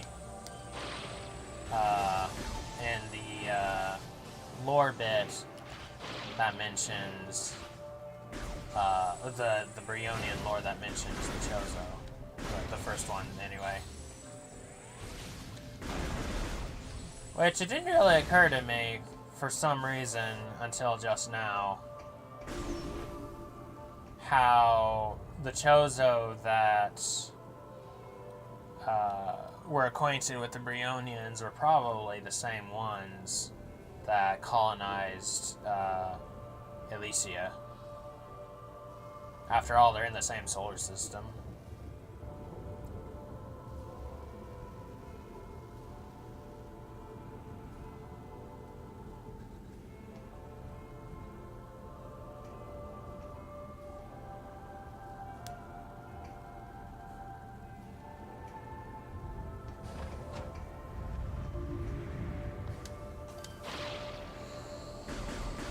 Do you mean faint as in the audio, or do you mean faint as in, like, physically?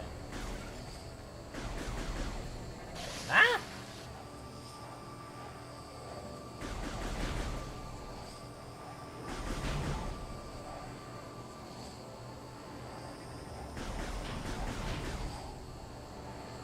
Ziplining.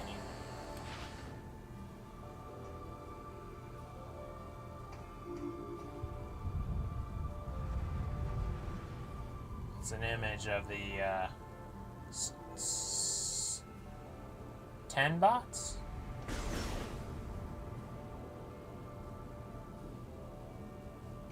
Oh.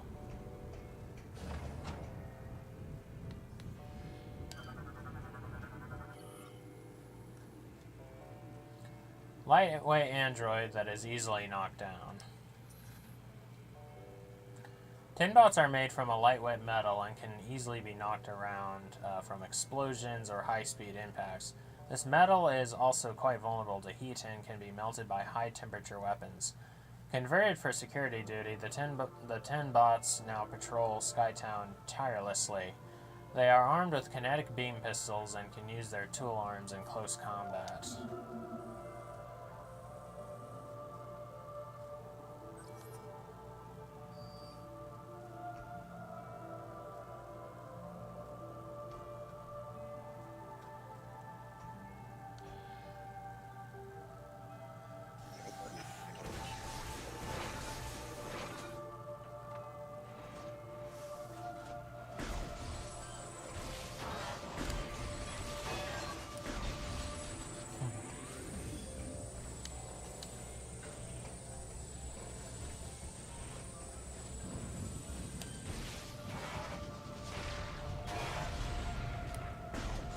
Shoot. Should have just hit the one in the middle.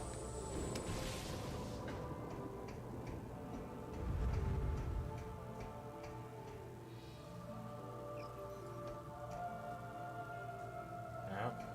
There's Gore's image right there.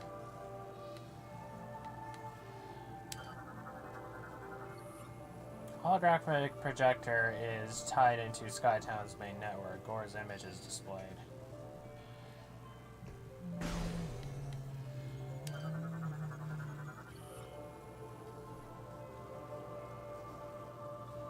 gift. Well, it all sounds the same, unless you meant, like...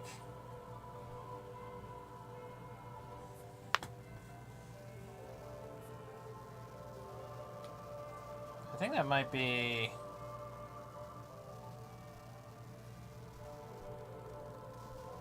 your end? Sounds fine on my end.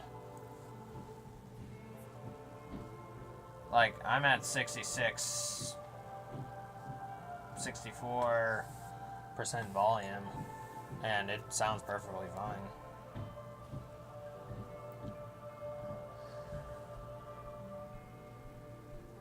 Several decades passed for the Chozo here at Elysia.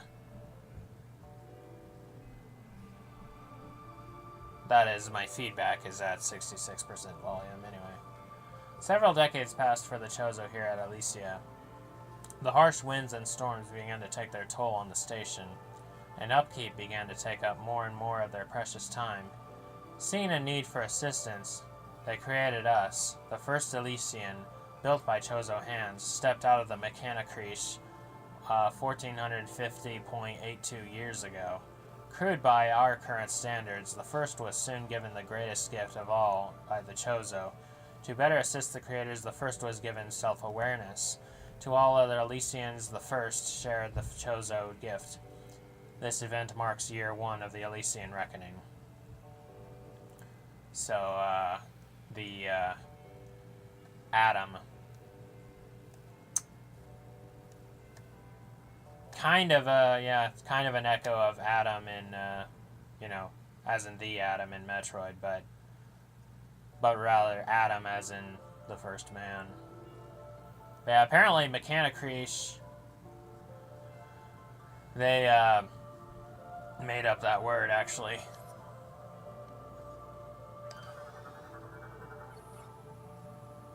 Battery unit is connected to holographic projection discs. Unit is offline and in need of repairs.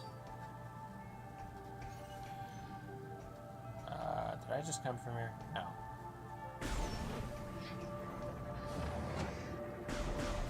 Howdy, neighbor.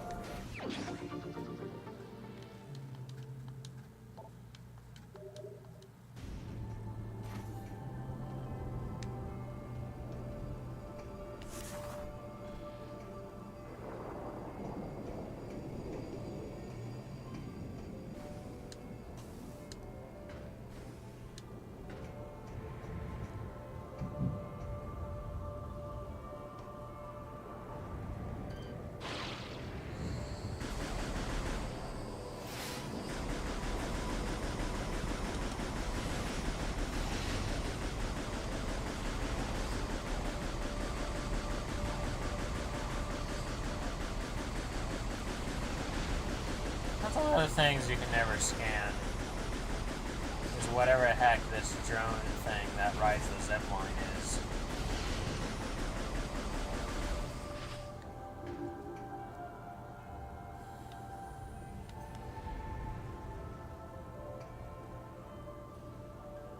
It's a hollow image of the Steam Lord. Here. Speak of the devil. Nice little build up.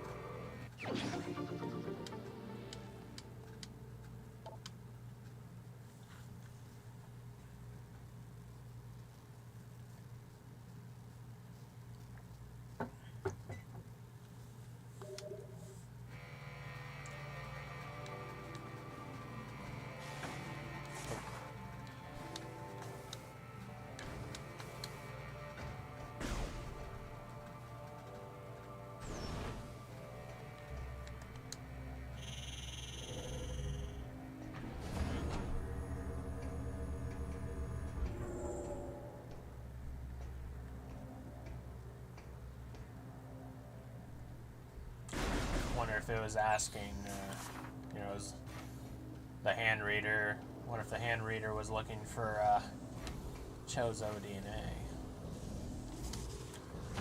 But I'm not sure how much that really holds water, because I'm pretty sure, because they're like space pirate hand readers that you can access willy-nilly.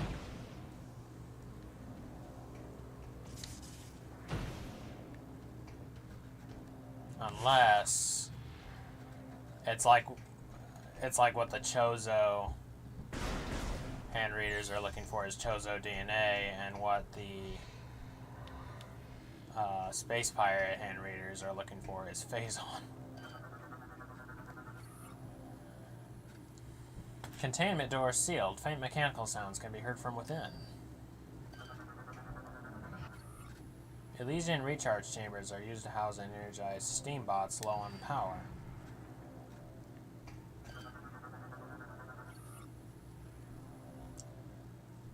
Vertical traversal unit requires a kinetic charge to activate. Unit is currently offline.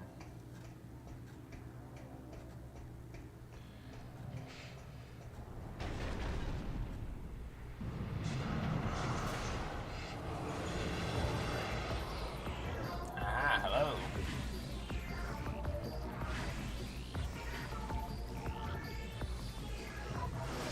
This guy's music is more or less if you turned boiling water into a synthesizer. Steambot, lightly armed and armored, rendered inert by high temp hits. The Steambot's lightly armored exterior can be damaged by any weapon. High temperature weapons are particularly effective and can render them inert and beyond repair. Unlike their lightweight cousins, they are made of durable metals and cannot be tossed around. Steambots serve as combat units for Steam Lords. They are armed with kinetic beam pistols, missile packs, and can use their tool arms in close combat. Damaged units can be restored by Steam Lords. Alright, Steam Lord buddy, where are you? Show yourself, so I can scan you.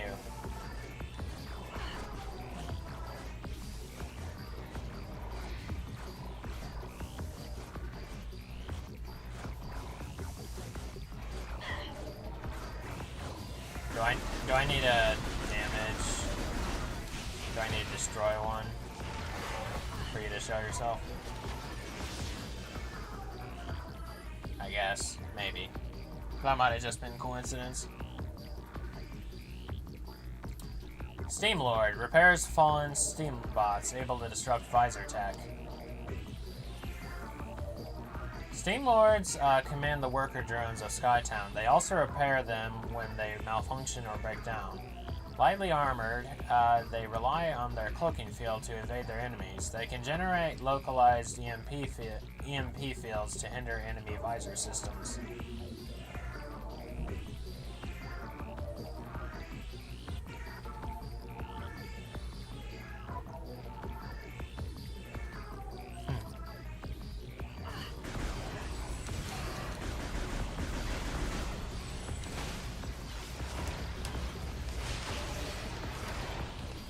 So, the last time I played this and put this on my channel, I wasn't all that versed in 40k lore, as in Warhammer 40k.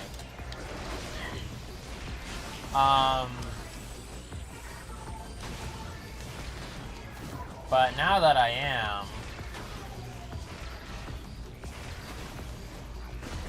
I want to say that, like, the Elysians and, like, the Steam bots and such... Uh-oh. Not again.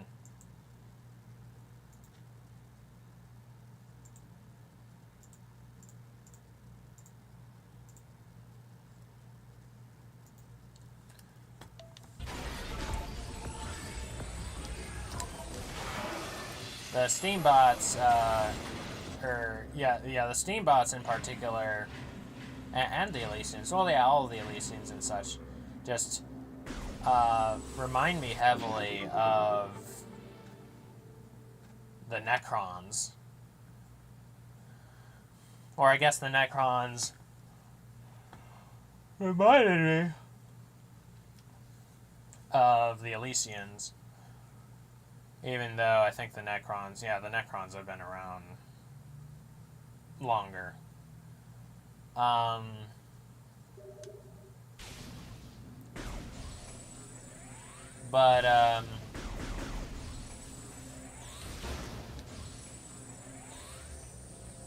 But so the Necrons, like,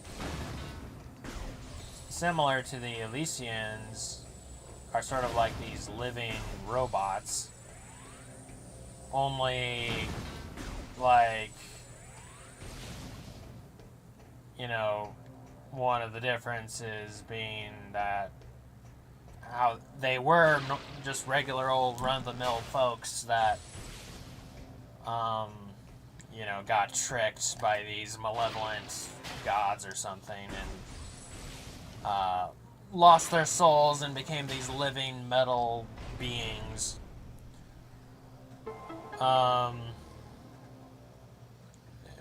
It's like, okay, you want immortality? Well, you got it. You also lost your soul. Ha ha ha.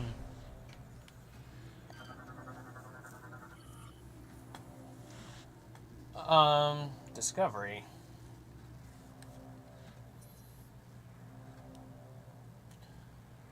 But at any rate, like the Elysians, the Necrons at one point, like, because of, like, disaster occurring, they decide they should just go to sleep. Like, they go into a deep sleep, and they'll,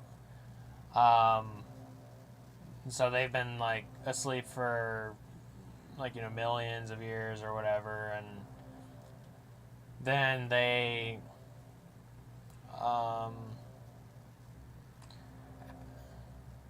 and then they are reawakened later, similar to the Elysians. And the reason the Necrons awaken is because the Silent King, the guy who's over all of the Necrons, was the one Necron that did not go into sleep. And he was, like, wandering the universe, basically, and he discovers the Tyranids, which are basically the Zerg / Phazon / Ing equivalent in 40k. And he just kind of comes back in a panic and starts waking everybody up.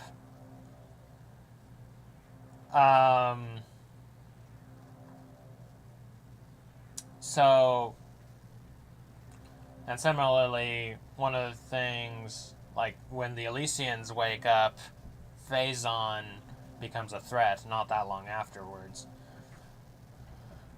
Well, I think there were several years or something before that happened, but at any rate.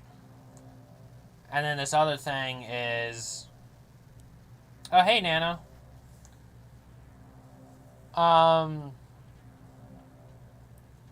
But another similarity is that the Necrons, they have the reanimation protocols. Like, when they're shot down, they can come back to life.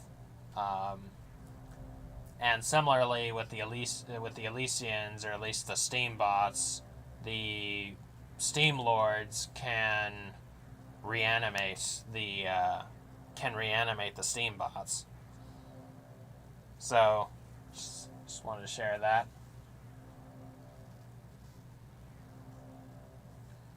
Anyway, Discovery. The Chozo were watchers, studying the depths of space tirelessly to quench their thirst for knowledge. From this facility, they launched observation satellites, firing them into the heavens toward distant worlds. These satellites returned information that allowed them to analyze the various phenomena occurring across the cosmos. Through this process, they were able to satisfy their intellectual appetite, one planet at a time. One day, a Chozo searcher happened upon a very rare discovery. A once-thought lost satellite delivered information on a distant world. It was incredibly far away, even by Chozo reckoning. Study of the stellar object revealed that it was, in many ways, a planet, and yet also sentient, alive. This chance event was brief, and the information being collected was lost before the true identity of the planet was revealed. Foreshadow.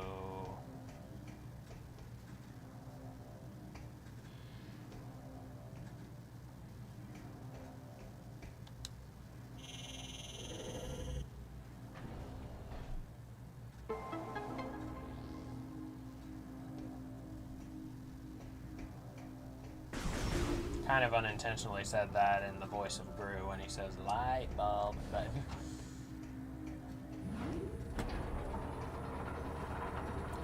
going up.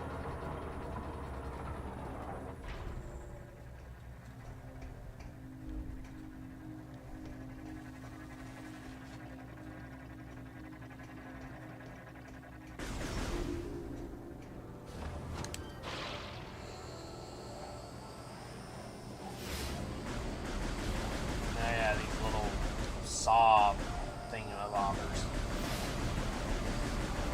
Or pizza cutters.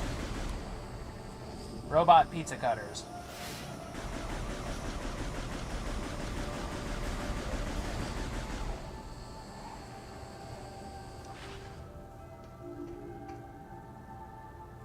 And this one's pretty easy. It's the, it's a Muriel or whatever of the, Aurora unit.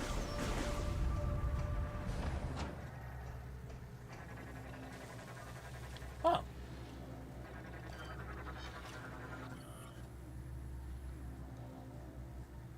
Ha! Rise of Skywalker droid. This Metroid created it first. Anyway, maybe. Unless it like appears in comics or shows or something. Repair drone. The original version of the Elysian repair drone, because of their limited movement systems, these units quickly proved to be insufficient in performing the necessary maintenance duties. Used as a base design, the aerial model was created to address all flaws with the original version. Made obsolete by the aerial model, all production and manufacturing was halted over 150 years ago. Only a handful of these units remain active.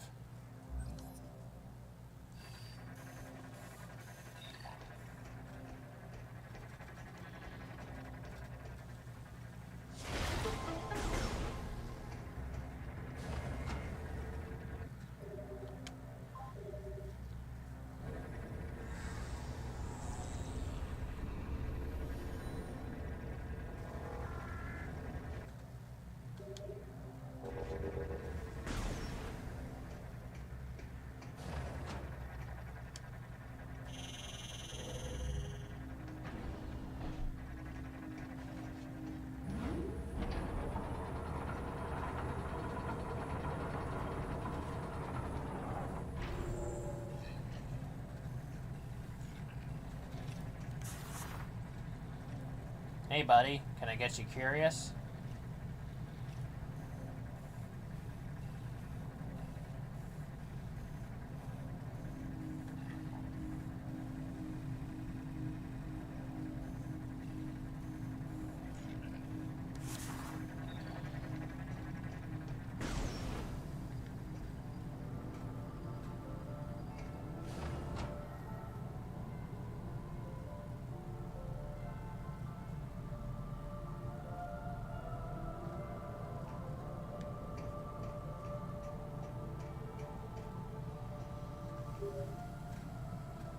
The Aurora unit chamber has been sealed off and secured by a kinetic clock. Continue exploring Skytown.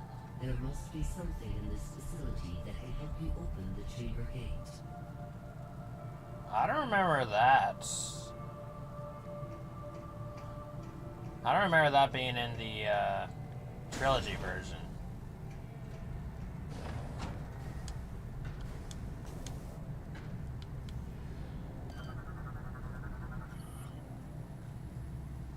think I discovered another difference. Sky Puffer, vulnerable to basic weaponry, consumes and emits deadly gases. The external shell of a Sky Puffer is incredibly fragile, susceptible to most small arms fire.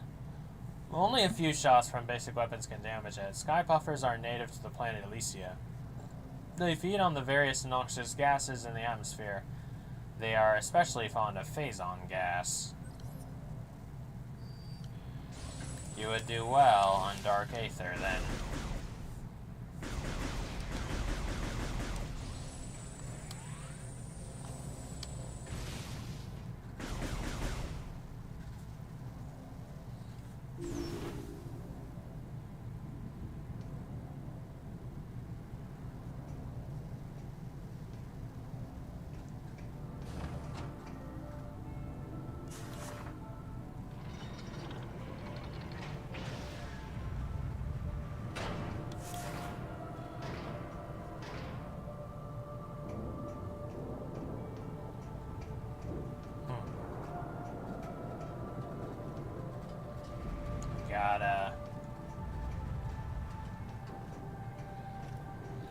They got the maintenance spots. Maintenance bots curious.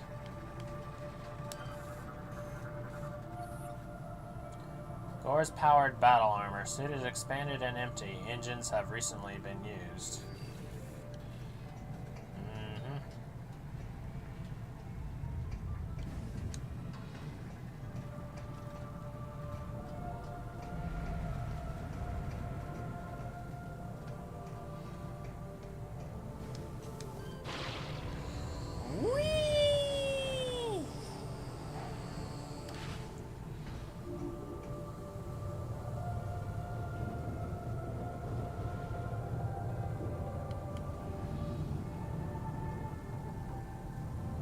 I'm not really sure what this is supposed to be.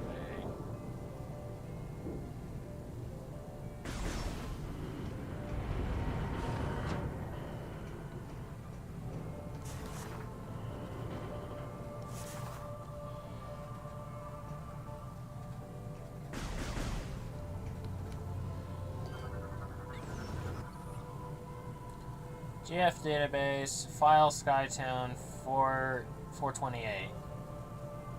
Chozo Bust represents Drin, a key scientist in power suit technology.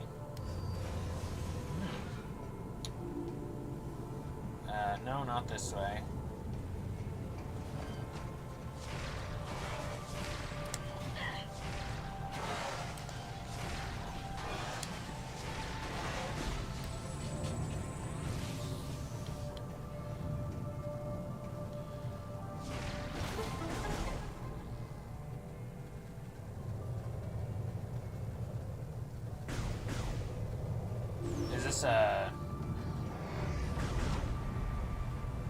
Hey, boyo.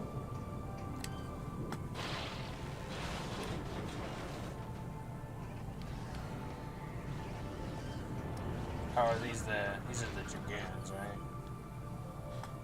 Mm-hmm.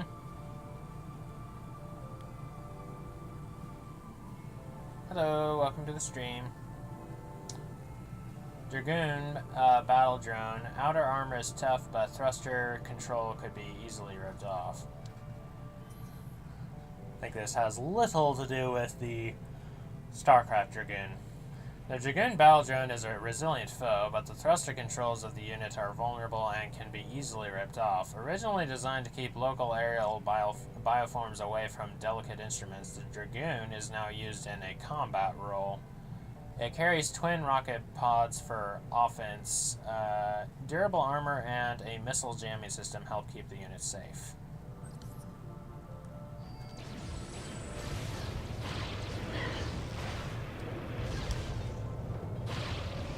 So it's just the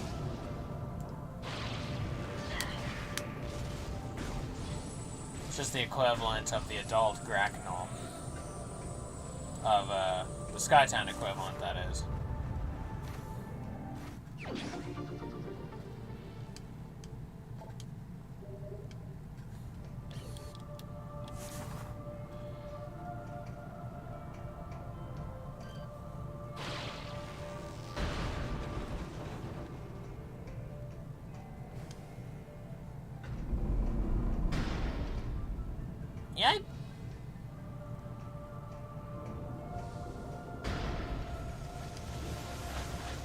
don't like it.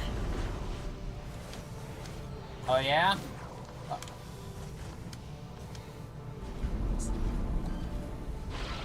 Have fun skydiving.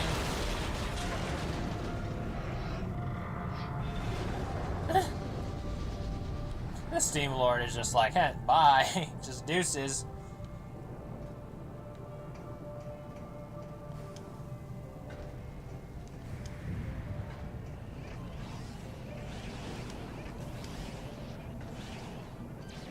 Let's see. It was missiles, right?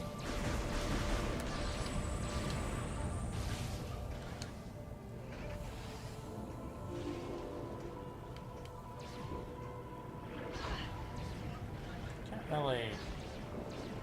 Oh, this is the defense drone image.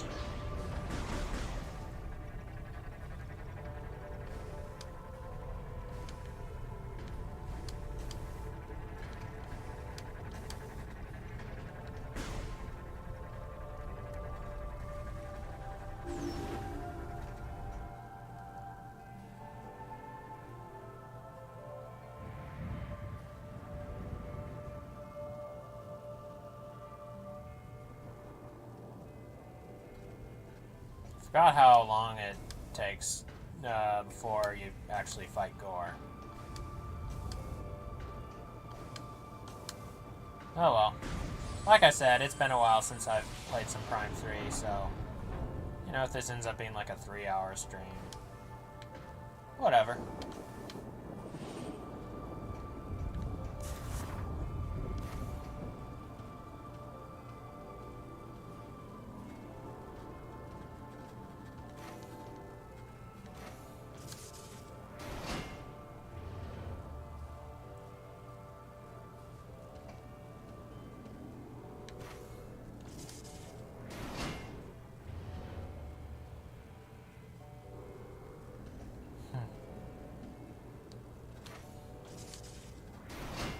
Imagine they had to do like 5 or 6 different cutscenes depending on the order that you do that.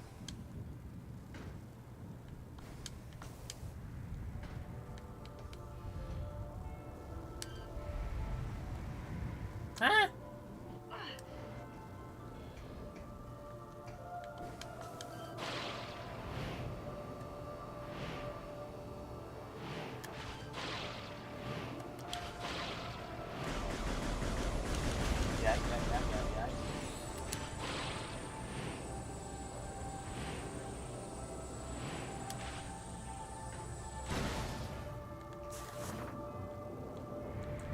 Whoa. Ah! Dang it! What? Well, that's...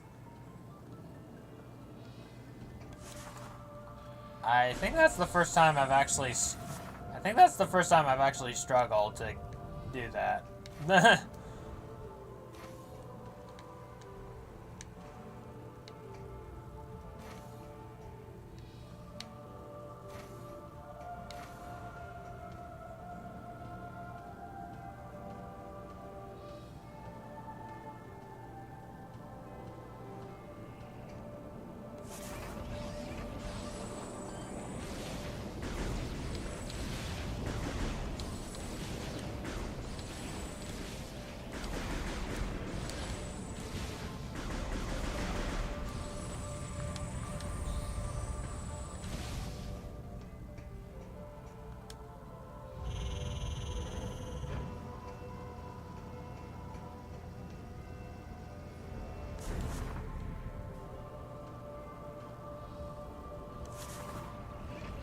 Ah, Dragoon boys.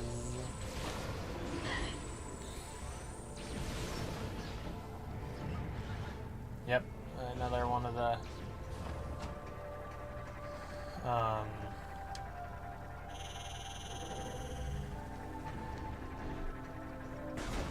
another one of the defense drone holograms.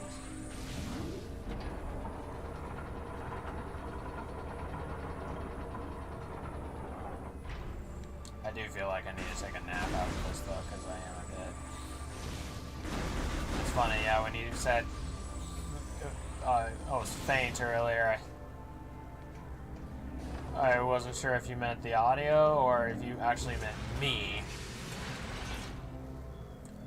And in truth, I actually do need to take a nap. Huh.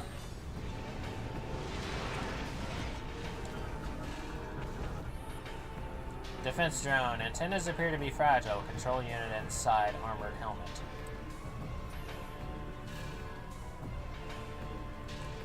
The defense drone is used to secure key areas within Skytown. The externally mounted antennas are... You could just say antennae, but are tied into the unit's optic array. By destroying all of the antennae, the optic array will overload and be vulnerable for a short period. The machine's control unit is also vulnerable, but must be exposed to be targeted. Its armor is immune to small arms fire.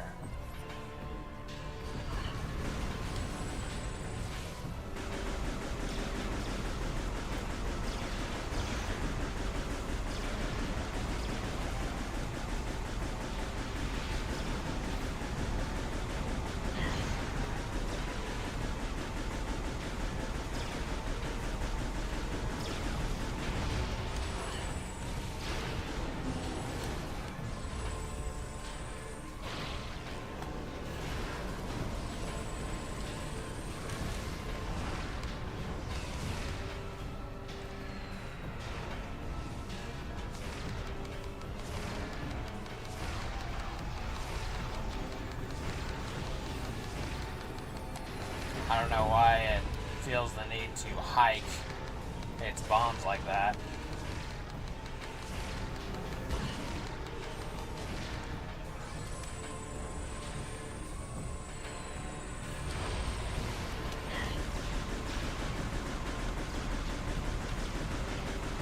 I'm just thinking of like hacked versions of this game where you can like get a certain item early or something. Well, what if you could get secret missile early and then fight this boss? That'd be interesting.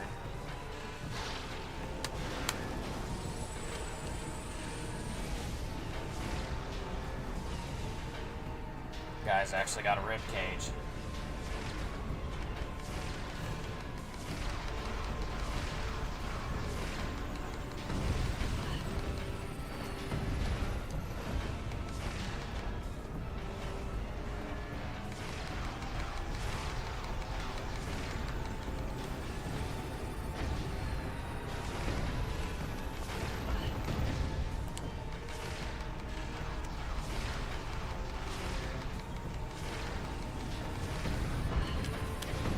Still going.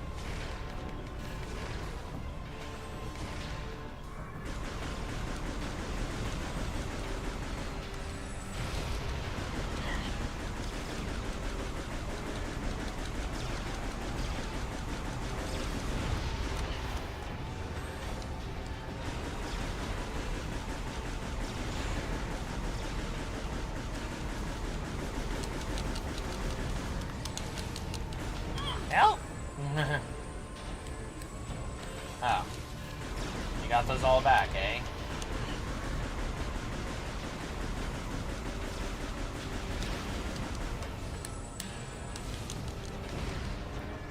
Oh, okay, that'll do it.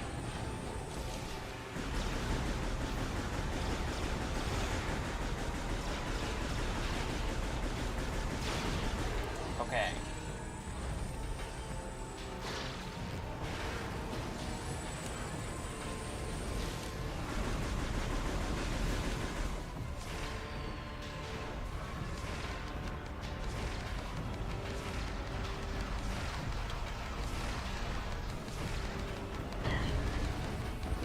I'll take care of you even when I can't see you.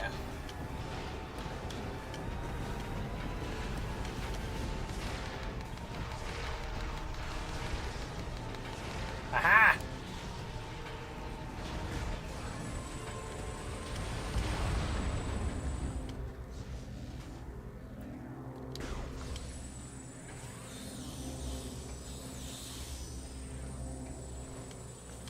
It was It was cutting it close, but I did do that without hyper mode, so.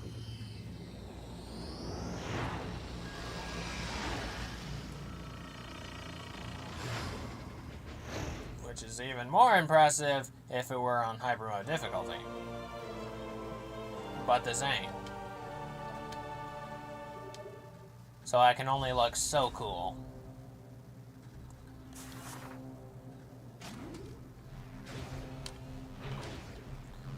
Now, I have heard there is some difference in the kinetic spinner thingy-mabobber in this game between the base game and the trilogy, but I wonder if that was just the message, or if there's something else.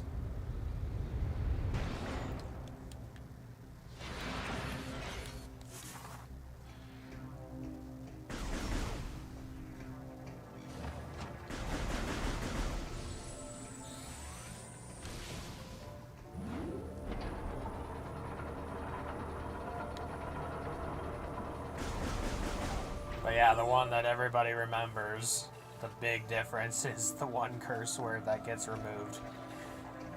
It's funny. It's like, what? Swearing in a Nintendo game? How dare you? Anyway.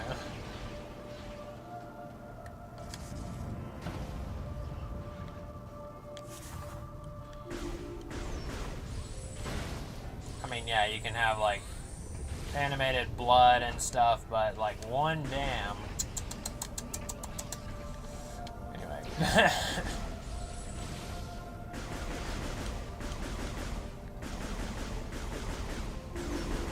Open up!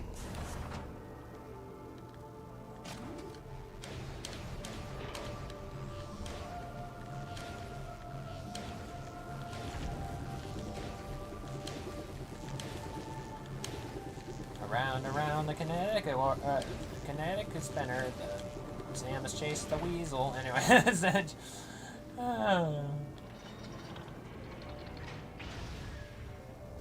Speaking of weasels, I only actually recently learned what a polecat was.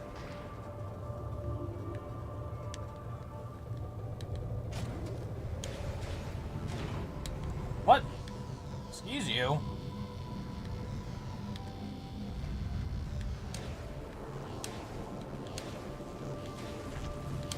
Kind of like a weasel, except it looks more like a ferret, but it ain't a ferret either. I mean, I'd heard it as an insult before. Yeah, mangy polecat.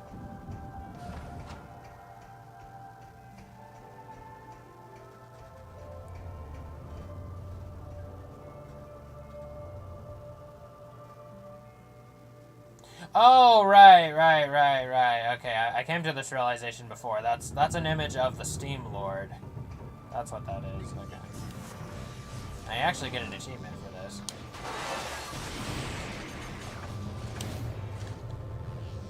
Now I have achievements off, or bonus credit messages off. So.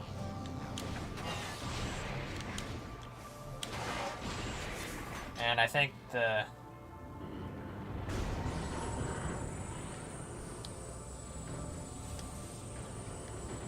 No, polecat is, yeah, it kind of looks like a ferret.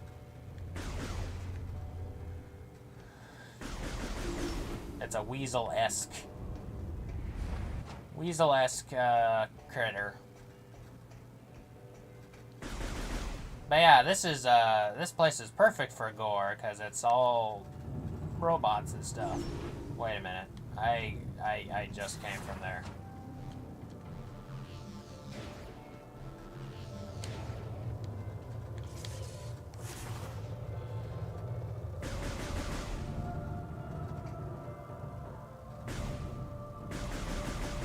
Open up that door! You notice I didn't say Richard?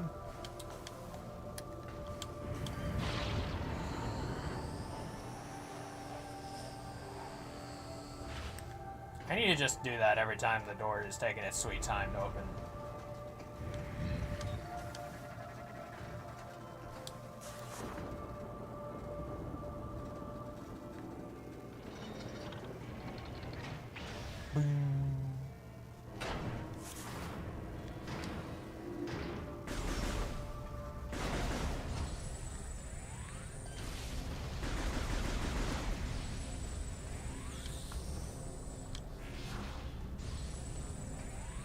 We got one of, if not my favorite line,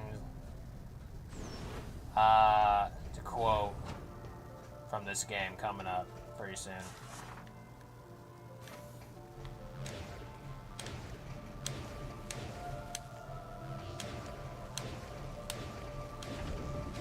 Now we're going counterclockwise. Now we're going clockwise.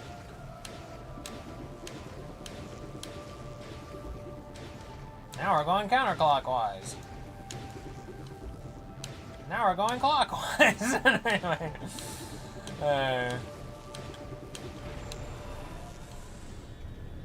They're just like, okay, you know what? How about we just don't necessarily do half pipes, which we do have, which there are half pipes in this game, but like, it's like, how about we could also do just going around in circles?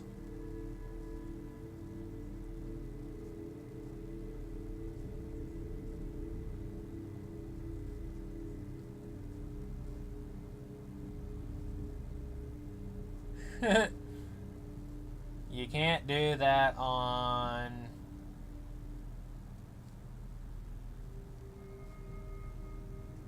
something Shin, like S-I-O-N.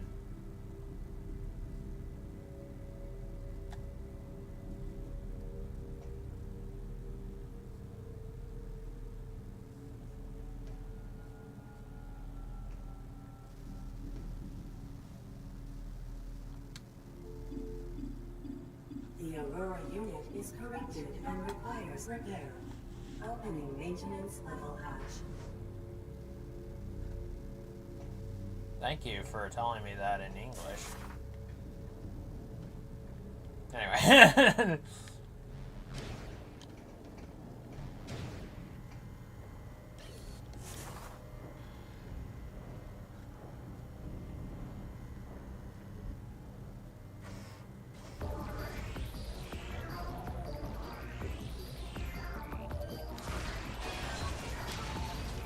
The common tongue says one. Anyway, it says if you can read this, you're too close.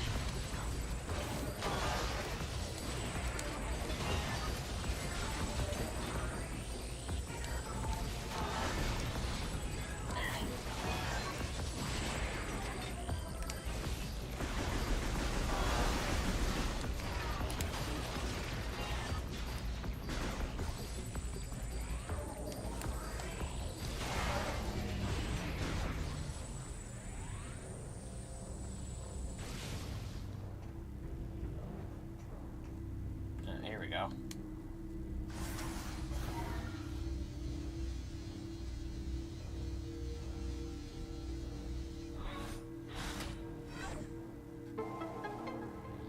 Vaccine successfully uploaded. AU phase on corruption level at 0.00%.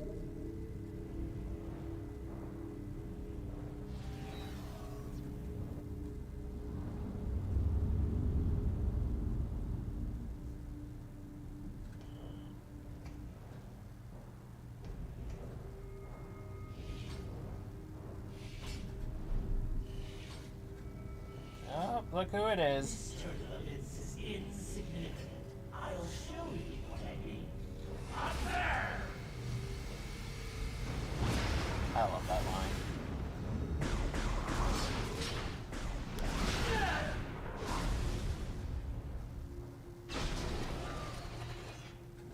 Network's been severed.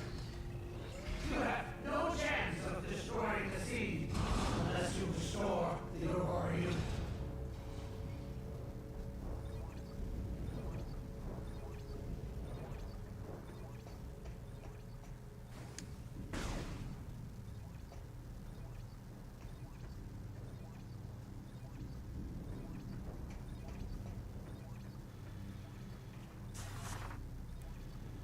I forget which game it is, but that voice actor apparently played Dr. Robotnik in a Sonic game as well.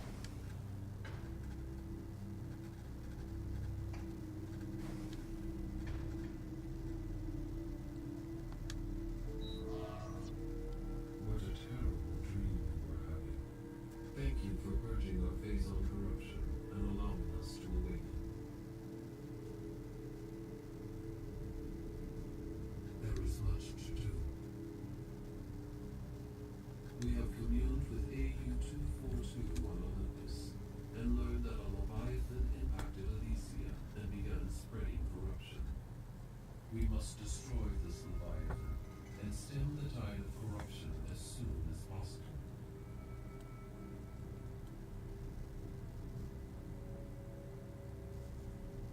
We have a plan, but Gore's attack severed key communication cables, disrupting our access to Skytown's primary network.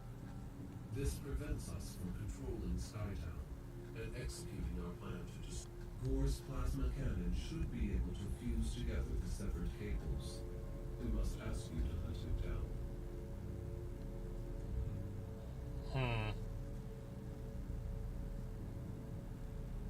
Gore may have changed since. Be prepared to deal with that. Good luck. Whoops.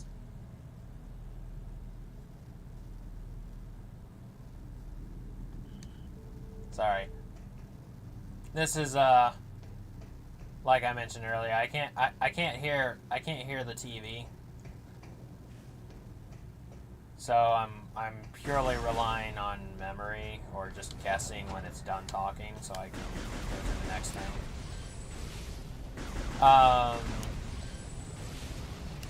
So in some of those cases I was waiting too long, and in another one I wasn't waiting long enough.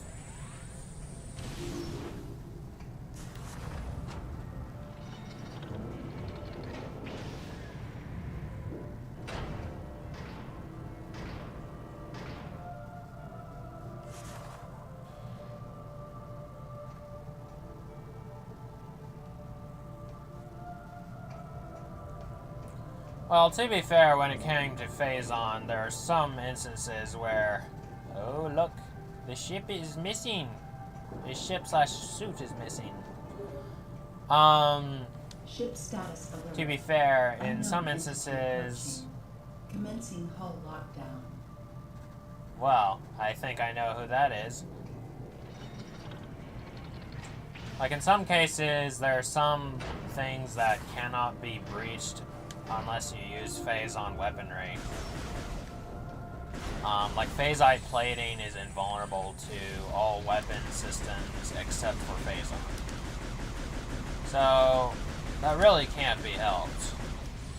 So it's really hard to blame the Federation for using Phazon, even though, you know, some may be a bit eager to do so.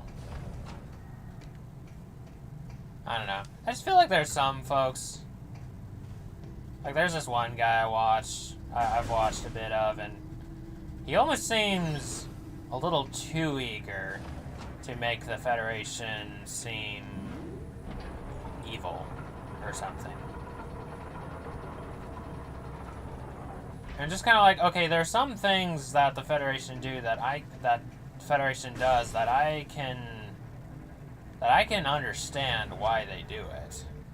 Like, it's hard for me to actually blame them for doing it. Like, using Phazon, even though we know the dangers of Phazon, it's like, in some cases, it's hard to really blame them because, you know, okay, look, the Phazon, the pirates in various cases are invulnerable to anything except Phazon. So it's like, well, what are they supposed to do? It's like, just, like Dark Samus is basically impossible to destroy herself without Phazon in this game. So, in fact, the AU tells you as much. So, oh boy. And then the cloning of Metroids in Fusion. That I also understand.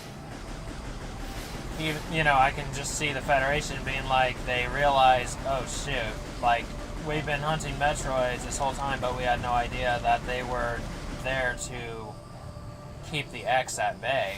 So then they're just kind of like, well, there's one way we could fix this. We could bring Metroids back, or something. You know, so I understand that as well. Now, is it a good look? Absolutely not. But I understand. Now, the ringleaders of Other M, though, which are also the same folks in Fusion that are trying to capture the SAX and harness its power. Stupidly, of course.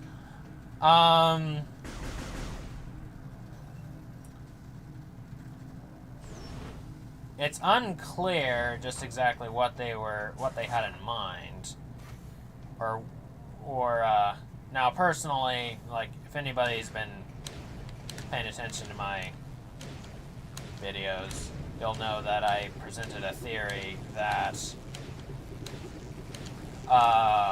really the person behind the ringleaders, or at least the person using the ringleaders, was actually Fantoon, the last of the space pirates. And I think there's a good case for that. That being said, there are some other good reasons you could come up with for why in the world the ringleaders would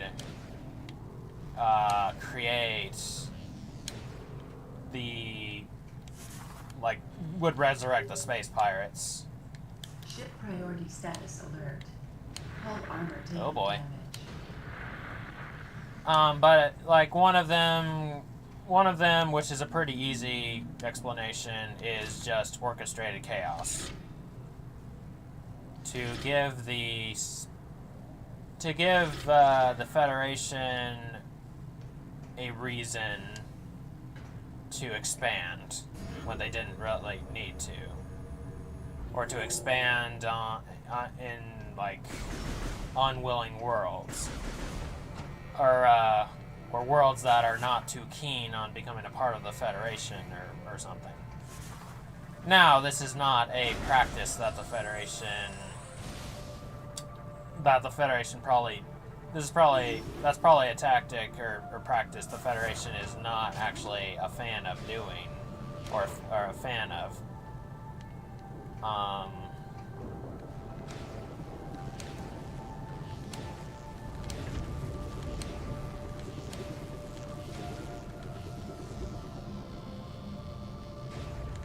Well, he may have also been approaching it by flight or something, and it was kind of a ways off, but the ship was detecting him from a ways off. But it's like, corruption within the Federation. They're like, hey, we want to expand the Federation, but we also don't want other people in the Federation to know about it, especially the chairman. Don't tell the chairman, because he don't like corruption in the Federation. So orchestrated chaos, that's one. Another explanation could be the spies that are within the Federation. Back when the pirates were still around. Which this game tells you there are spies within the Federation. For the space pirates.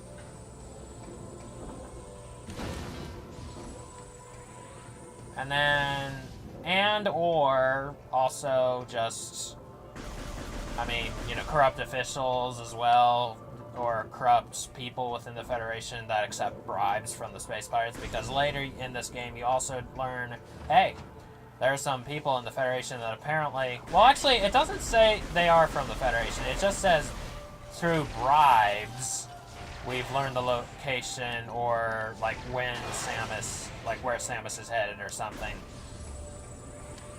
But for that, or something, either it was like Samus's location or where she's going, or it was where the Aurora Unit 313 on the Valhalla was. Yeah, I think that's actually what it was. I think it was like where they could get their hands on an Aurora unit, in which case that would have to be somebody who knew a good deal about the inner workings of the Federation, so probably it was somebody from the Federation, but at any rate,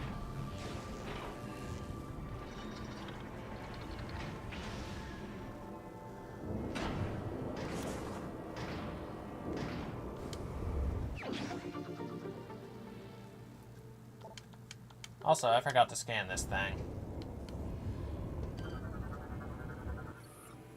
Communication satellite has been looping the same signal for the past 208.3 years. So this game just basically did away with the cycles. It's like, alright, just throw away cycles. Nobody knows what it means. We'll say years.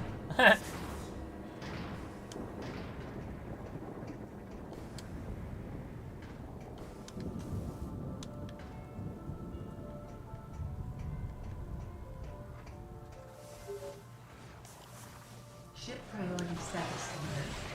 Hull armor taking damage. I think it would be cool. It would be frustrating, but it would be cool if, like, you know, you actually were timed. Like, it gives you the illusion that you're timed during this section of going back to your ship, but you're not actually. It's all just scripted.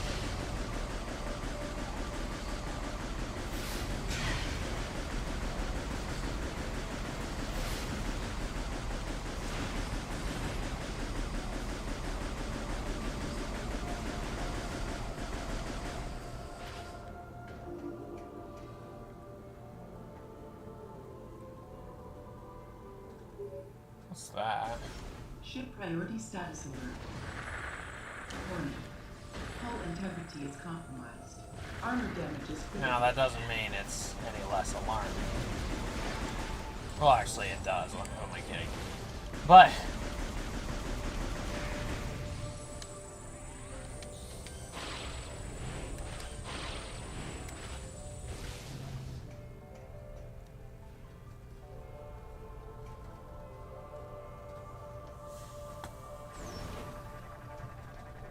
let's turn that up just a little bit.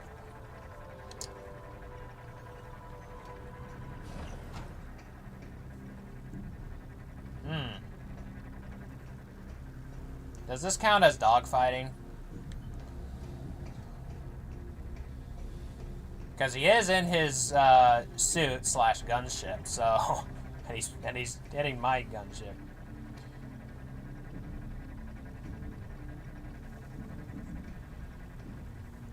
Yeah.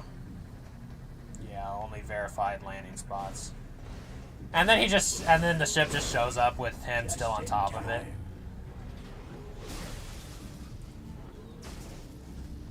Hey. I just had those coils replaced. Anyway.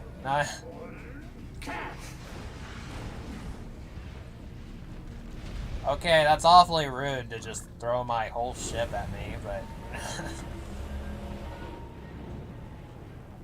Don't you feel the power? Soon everything will be corrupted, including you. Gore, what have you become? You were such a nice guy. Giving your prize money to the poor and vulnerable people and stuff. Compassionate dude.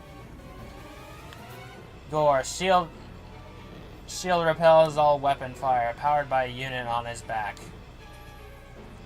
Gore's energy shield is capable of repelling all weapon fire, but the back-mounted generator is exposed to attack. Overloading the generator could expose the well-protected critical systems behind his battle armor. Gore's arsenal is considerable. Plasma-based beam weapons, attack claws, and a multi-missile system are at the cyborg's disposal in battle. These battle systems can be combined and fired at once as a devastating alpha strike. Target is also capable of high-speed ramming attack, although this is potentially dangerous if performed over a slippery surface. Hint, hint.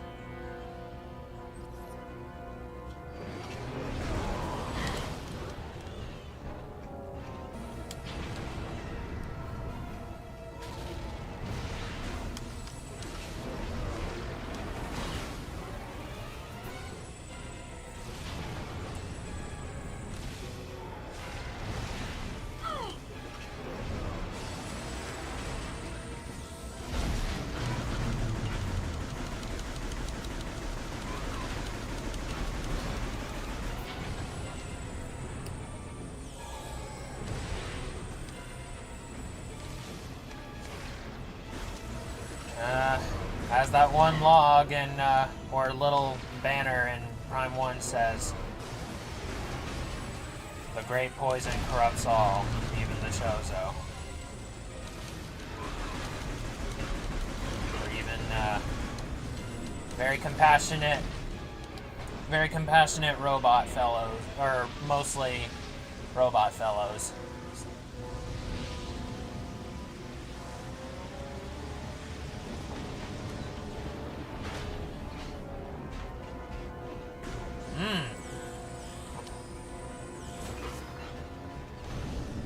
Reminiscent of the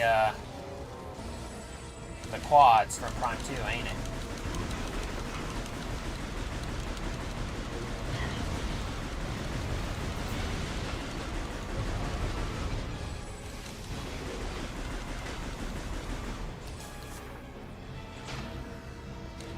Oh. Hey, make up your mind. Oh.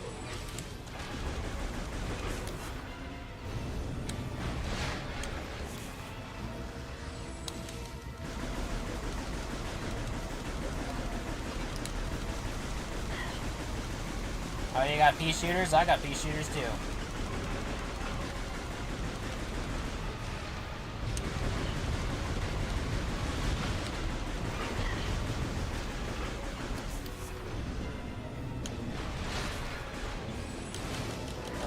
It is nice that when I unfold,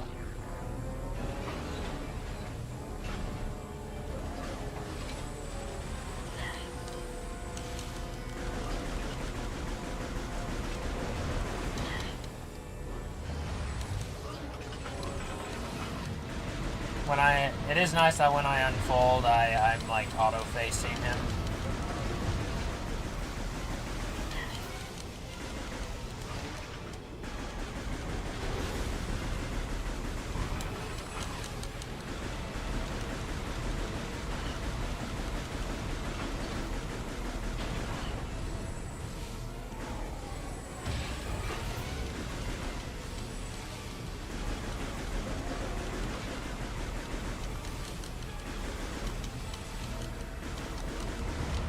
You may use the power of Dark Samus against me, but I'm gonna try to not do that.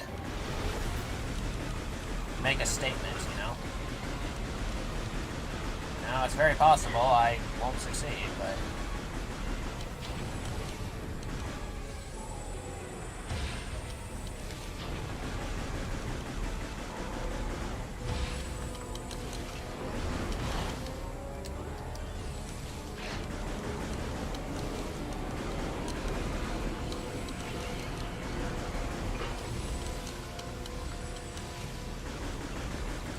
Now, I will say, you know, it does mention that, you know, whenever Gore is in his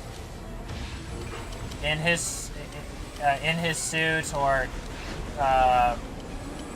basically linked to any computer system or something, he is in this. He changes, his personality completely changes, and he's in this aggressive mode. And as I mentioned before, it's like he's in PTSD mode, like, or something, like shell shock mode. So it seems very likely that when he fell to the Phazon corruption, it was while he was in his suit.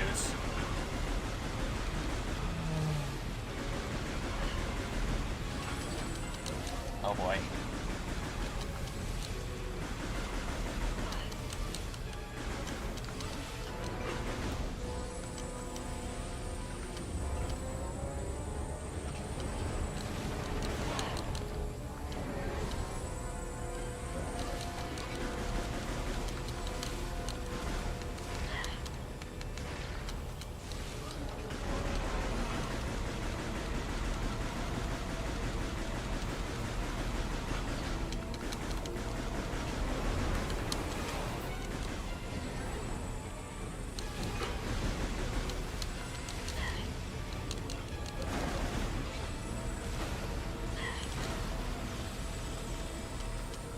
Okay, cool.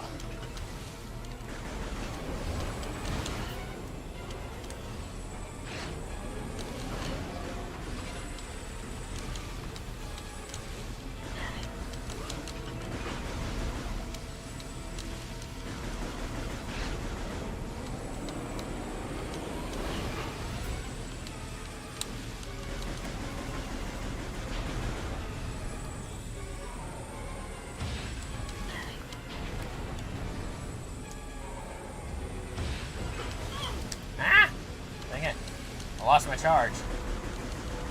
Almost there.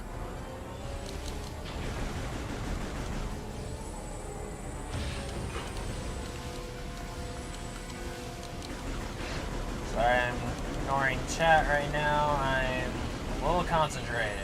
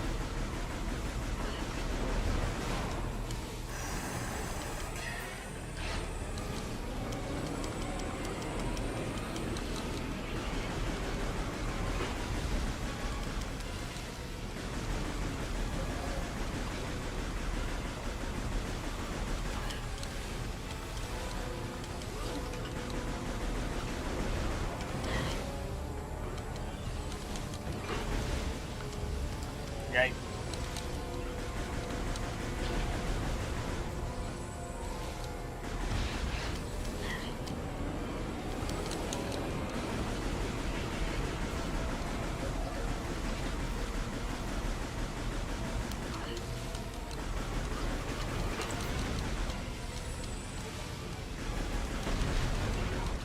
Yes!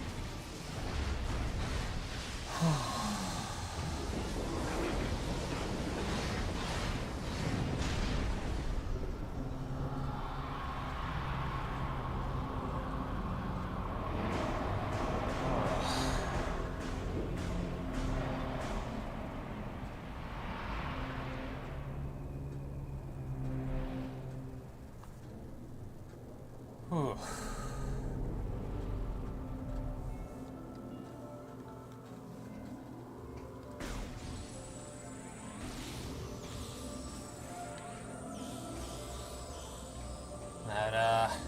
That old clenched fist. Samus be angry.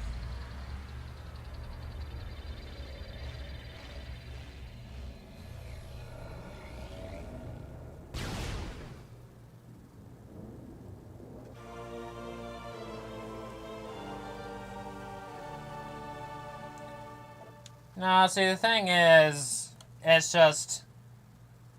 everything about it points to Rundus not really falling to the Phazon corruption, but rather being directly possessed by Dark Samus. Just because his will is so strong. And, like, the fact that Rundus doesn't say anything to you at all when he's corrupted, when he, like, talks to you the most out of all of them, it, like, that's what points to it as well. But also, if Dark Samus wanted to just kill him because he failed or something, then she could have just done it by absorbing the Phazon out of him, as she does with Gore and Gandreda. But instead, no, he dies by, like, being impaled.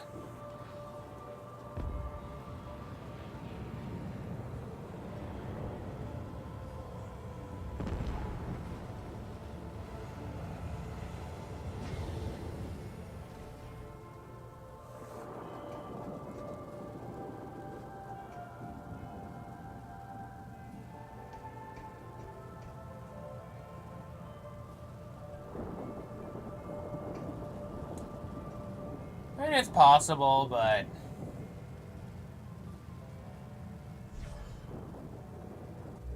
my personal belief is that he didn't, like, my personal belief is that he did actually kill himself. Just went out like a G, you know? Um...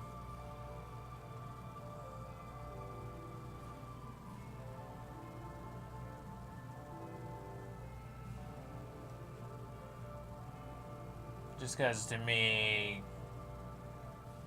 the idea that he just fell to the Phazon corruption when all these other things just don't really add up that much,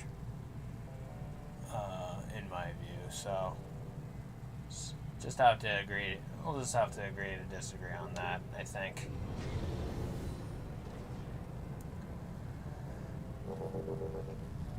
Okay.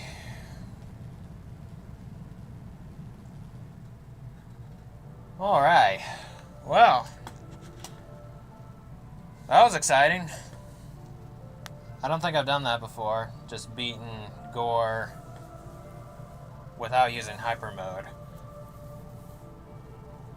But I was just kind of like, you know what? I'm going to try and make a statement here. I'm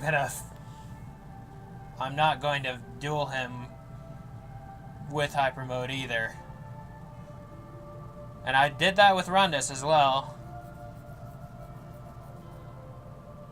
So the question remains, will I be able to do that with Gandrada? Maybe. Anyway.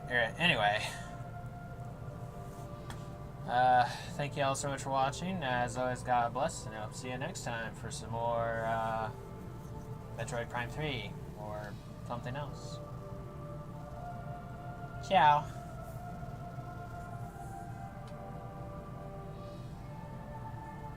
Also cool. Glad I got that working.